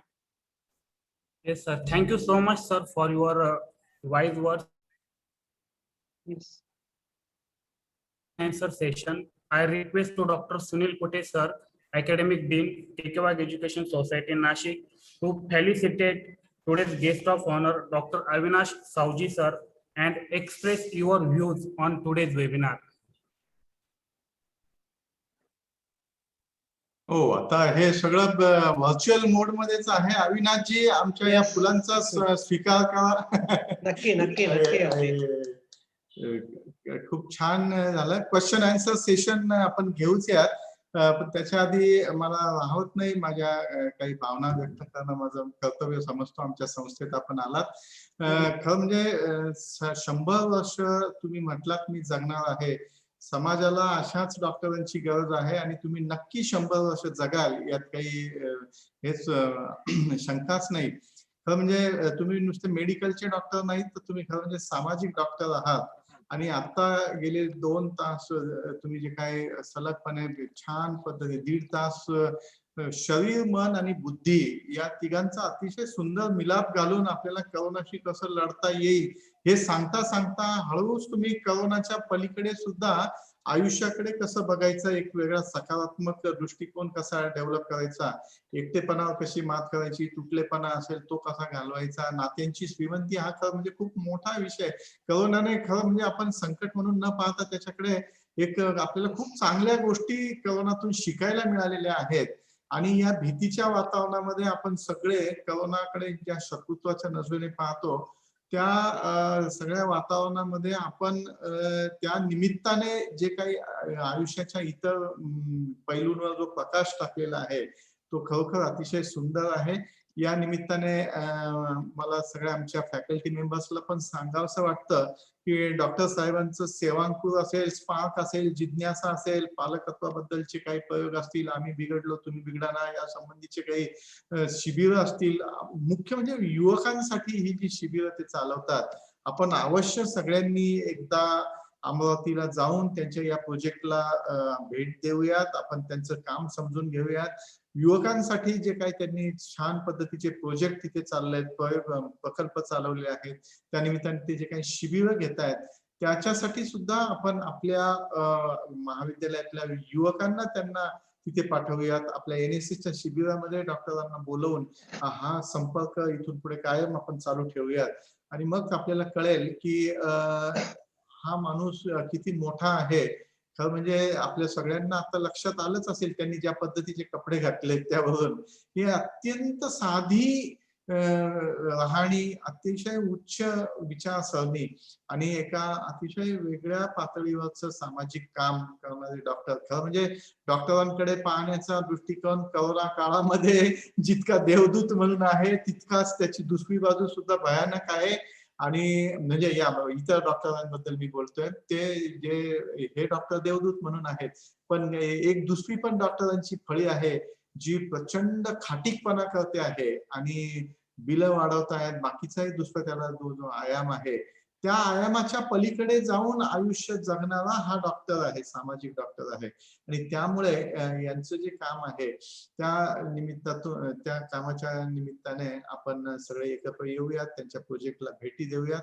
आज डॉक्टर साहेब आपण इथे आलात आणि या वेगवेगळ्या पैलूंवर करोनाच्या माध्यमातून तुम्ही सांगितलं. यामुळे केवळ करोनाबद्दलची भीती नाहीशी व्हायलाच मदत होणार नाहीये, तर त्यासोबत करोनाच्या पलीकडे जाऊन आपला आहार कसा असावा, आपलं मन कसं असावं, आपलं शरीर कसं असावं, आपलं बुद्धी कसं असावं. मला वाटतं करोना हा प्रासंगिक इव्हेंट आहे.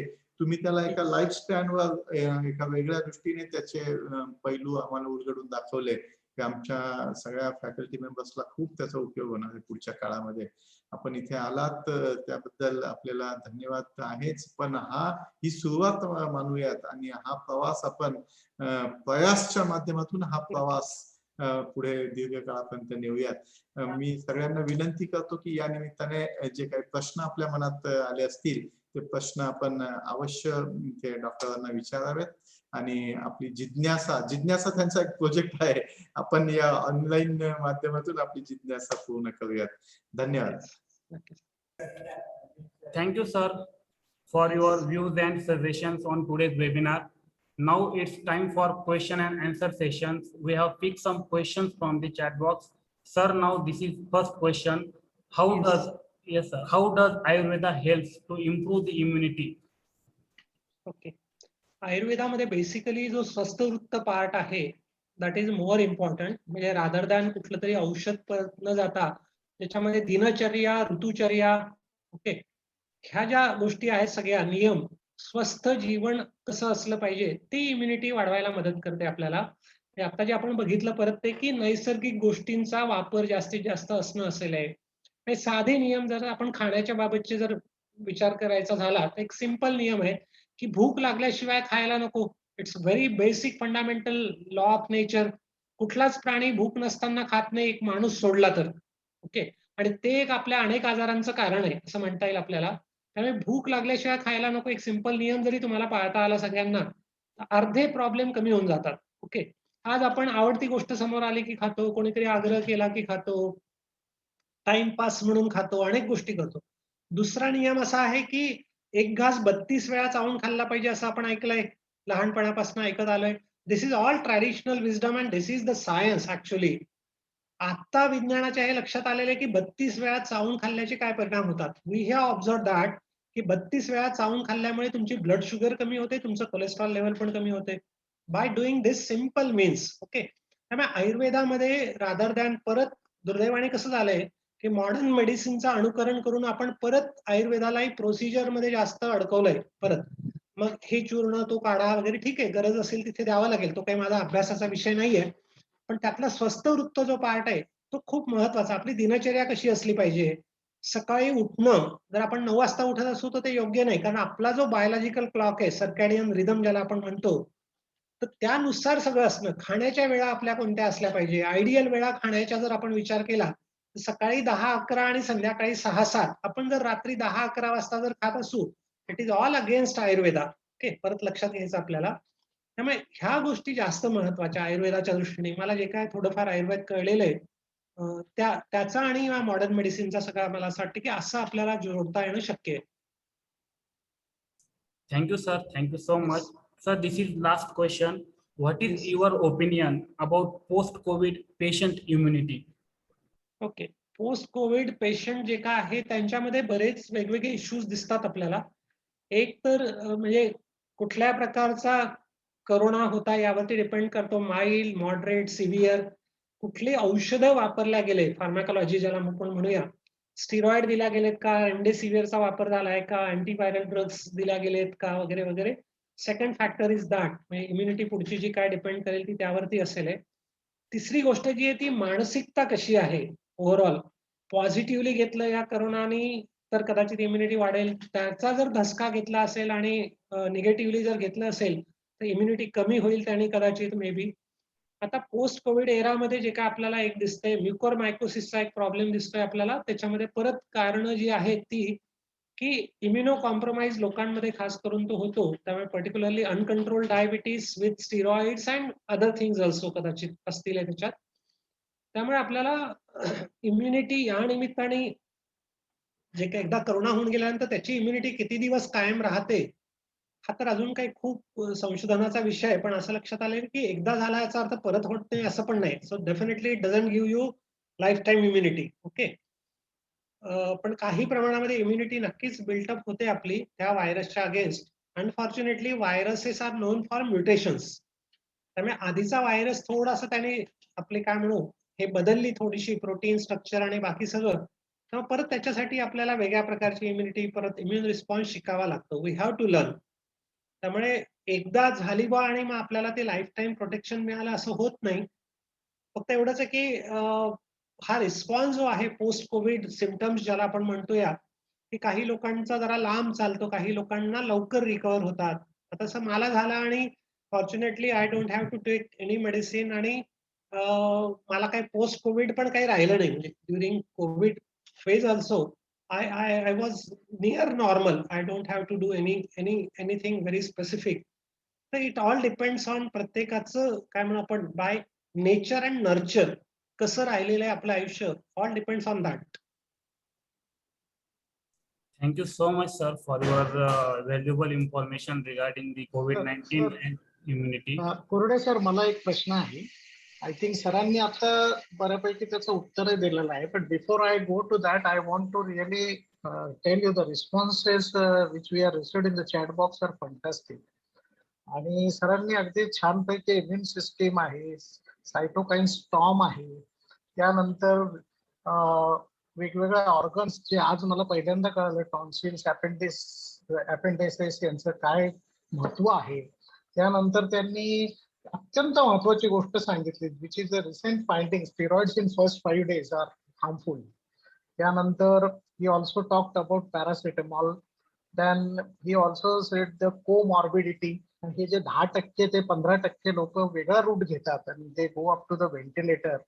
He also talked about hyper response, autoimmune response, and cytokinin rain to storm, and 3 types of responses to stress and ways to strengthen. And then it became slowly on the lifestyle, and finally how we blend with the nature is very important. आता सरांनी एक प्रश्नाचं माझं partially उत्तर दिलं की असं काही गरज नाहीये की तुम्हाला एकदा झालं तर किंवा परत होईल. पण sir, I just have a very simple question. Suppose either I did have in the first wave and for a limited period I had immunoglobulin G आणि M दोघं झाले होते, म्हणजे माझे फीलिंग बॉडी झाल्या होत्या. they lasted for some time. And maybe when the second wave came, त्या spike proteins मध्ये चेंज झालेला होता. It was a mutated this thing. So it was those immune bodies were not effective. पण काही cases असे झाले sir की 15 दिवसात त्या माणसाला परत झाला, तर त्याच्या मागे काय एक्सप्लेनेशन असू शकतं? किंवा वॅक्सिन घेतल्यावरही झालं त्याला 15 दिवसात? Difficult to explain. म्हणजे लगेच काय सांगता येण्यासारखं नाहीये, पण there could be multiple mechanisms ज्याला म्हणूया. वॅक्सिन घेतल्यावरती whether that vaccine was potent enough, त्याची कोल्ड चेन मेंटेन केल्या गेली होती की नाही, there could be multiple possibilities actually. That is what we can say. Dose appropriate होता का त्याचा, म्हणजे वॅक्सिनच्या संदर्भामध्ये तर cold chain is one of the major factor. नाही तर मग नुसतं आपण टोचून घेतलं बा वॅक्सिन म्हणून समाधान होईल. अनफॉर्च्युनेटली भारतासारख्या देशामध्ये एवढ्या सगळ्या लोकसंख्येकरता it is very huge task. आणि आपण ते बरेचदा बघतच नाही. म्हणजे खूपदा अगदी म्हणजे ते वायल काढताना तुम्ही हात लावलाय का, तर body temperature even that can also change the potency of the vaccine, आहे की नाही. तर अशा अनेक गोष्टी असू शकतात. 15 दिवसांनी परत होण्यामागे कदाचित मे बी एक तर इम्युनो कॉम्प्रोमाइज असण्याची शक्यता आहे, किंवा स्ट्रेन बदलला आहे. मे बी म्युटंट स्ट्रेन आलाय 15 दिवसांनी परत लगेच. दिस could be the some explanations. नेमकं काय right now it is very difficult to comment, पण अशा काही गोष्टी असण्याची शक्यता आहे. आणि एक छोटासा क्वेश्चन आहे सर, की ज्या 10% फार सिव्हिअर चेंज झाला, basically now people are coming to the conclusion की it was not pneumonia, it was actually the autoimmune attack on the cells which had somewhat similar types of receptors as the spike protein. आणि ज्यांची immunity compromise झाली होती, किंवा even टोसिक्लुझुमाब वगैरे घेतल्यामुळे पण ज्यांची इम्युनिटी खूप कॉम्प्रोमाइज झाली होती. तर ह्या ज्या काही डेथ्स झाल्या त्या व्हायरसमुळे झाल्या की आपल्या सायटोकाईन स्टॉर्ममुळे? व्हायरसमुळे डेथ नाही होत. डेफिनेटली 100%. डेथ जी होते that is because of our hyper immune response. Okay, not because of the virus. Yeah. Okay, virus induces the immune response. Our immune system get exaggerated. म्हणजे काहीतरी माणूस भांबावून जातो आणि मग काही पण करतो ना, जसं हो, अटॅक हो. करतो सगळं, तसं मग त्या लंग टिश्यू वरती अटॅक केला जातो सगळा.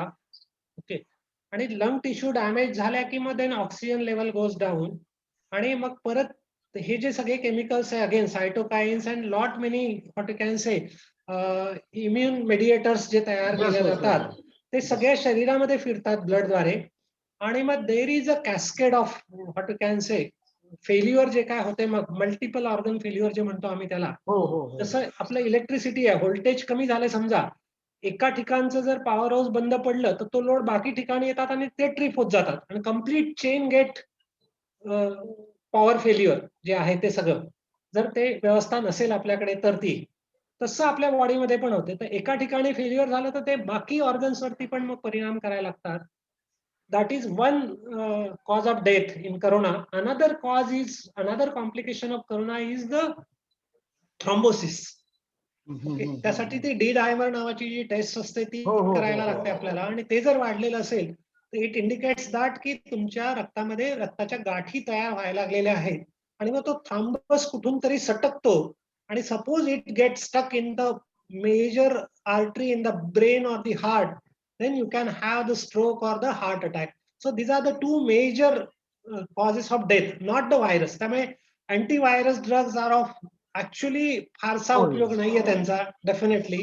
म्हणून आपल्याला सायटोकाईन स्टॉर्म साठी स्टिरॉइड्स आणि मे बी अँटीहिस्टॅमिनिक्स आता ऍड करायला पाहिजे असं म्हटलं जाते आता नवीन.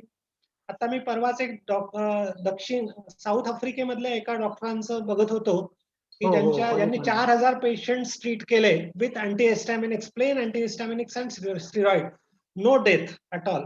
ओके, आणि दुसरं जे आहे आपल्याला जे द्यावं लागणार आहे थ्रॉम्बो एम्बोलिझमचा जो परिणाम आहे, हा. पल्मोनरी एम्बोलिझम, तो प्रिव्हेंट करण्यासाठी मग लो ग्रेड हेपॅरिन द्यायला लागते, लो मॉलिक्युलर वेट हेपॅरिन द्यावं लागते, आणि देन मे बी कदाचित 6-8 आठवडे 12 आठवडे तुम्हाला मग वॉरफेरिन सारखं ओरल अँटीकोअगुलंट ड्रग द्यावे लागतात. So these are the only 2 treatments for what you can say corona infection. No virus antiviral drugs are not at all, त्याचा काही फारसा रोल नाहीये. म्हणजे रेमडेसिवीर तर आता जवळपास सगळ्या बऱ्याच देशांनी बाद केलंय प्रोटोकॉल मधनं ऑलरेडी. आपल्याकडला पण टास्क फोर्स सांगतो की remdesivir is not a life saving drug at all. Okay, baby flu जे देतो आपण सुरुवातीच्या काळामध्ये जर ते दिल्या गेलं तर कदाचित त्याचा थोडाफार रोल असू शकेल, but much more important is these 2 complication. So monitor for these 2 complication, आणि इमिजिएट जर हे लक्षात आले रेड फ्लॅग्स आणि पेशंटला ते जर सर्व्हिसेस अवेलेबल झाल्या तर मग मरण्याचं फारसं कारण नाहीये कदाचित मेजॉरिटी लोकांना. And sir, what is your view about 2D D-glucose, 2-deoxy D-glucose? Okay, आता ते Which has जस्ट been आलेलं आहे, आता launched. त्याच्यामुळे आता ट्रायल सुरू आहेत खरं म्हणजे. Because it is also a repurposed drug as an anti-cancer, it failed. Yes yes yes definitely. Yes, sir. That is. So, sir, very nicely you explain everything with a live example of something happening in there. That is, you are a very good teacher, and we are immensely benefited. And I should thank Hirole sir also. And I think we will be hearing you more often. Sure, And sure. really, sir, we are very, very thankful to you. And I will pass on the mantle to Hirole sir for Sure. further formality. Thank you, sir. Thank you so much, sir. Now I request to Mrs. Kushari madam to propose vote of thanks. Thank you so much.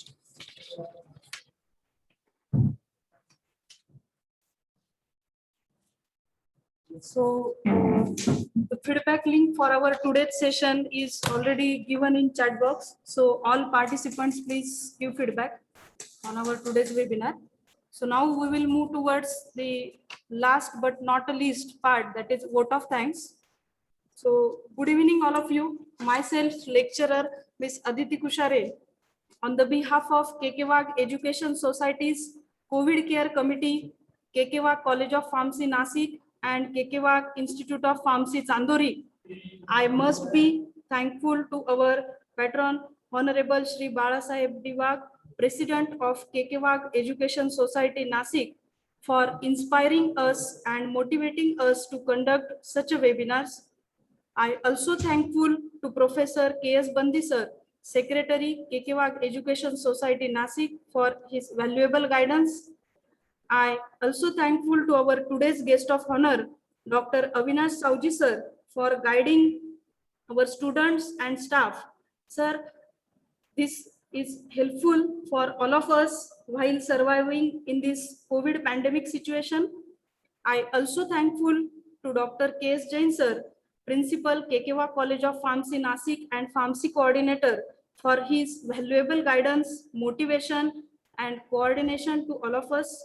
I also thankful to Professor R. A. Hirole sir, Principal, Kekewag Institute of Pharmacy, Chandori, for guiding and motivating us.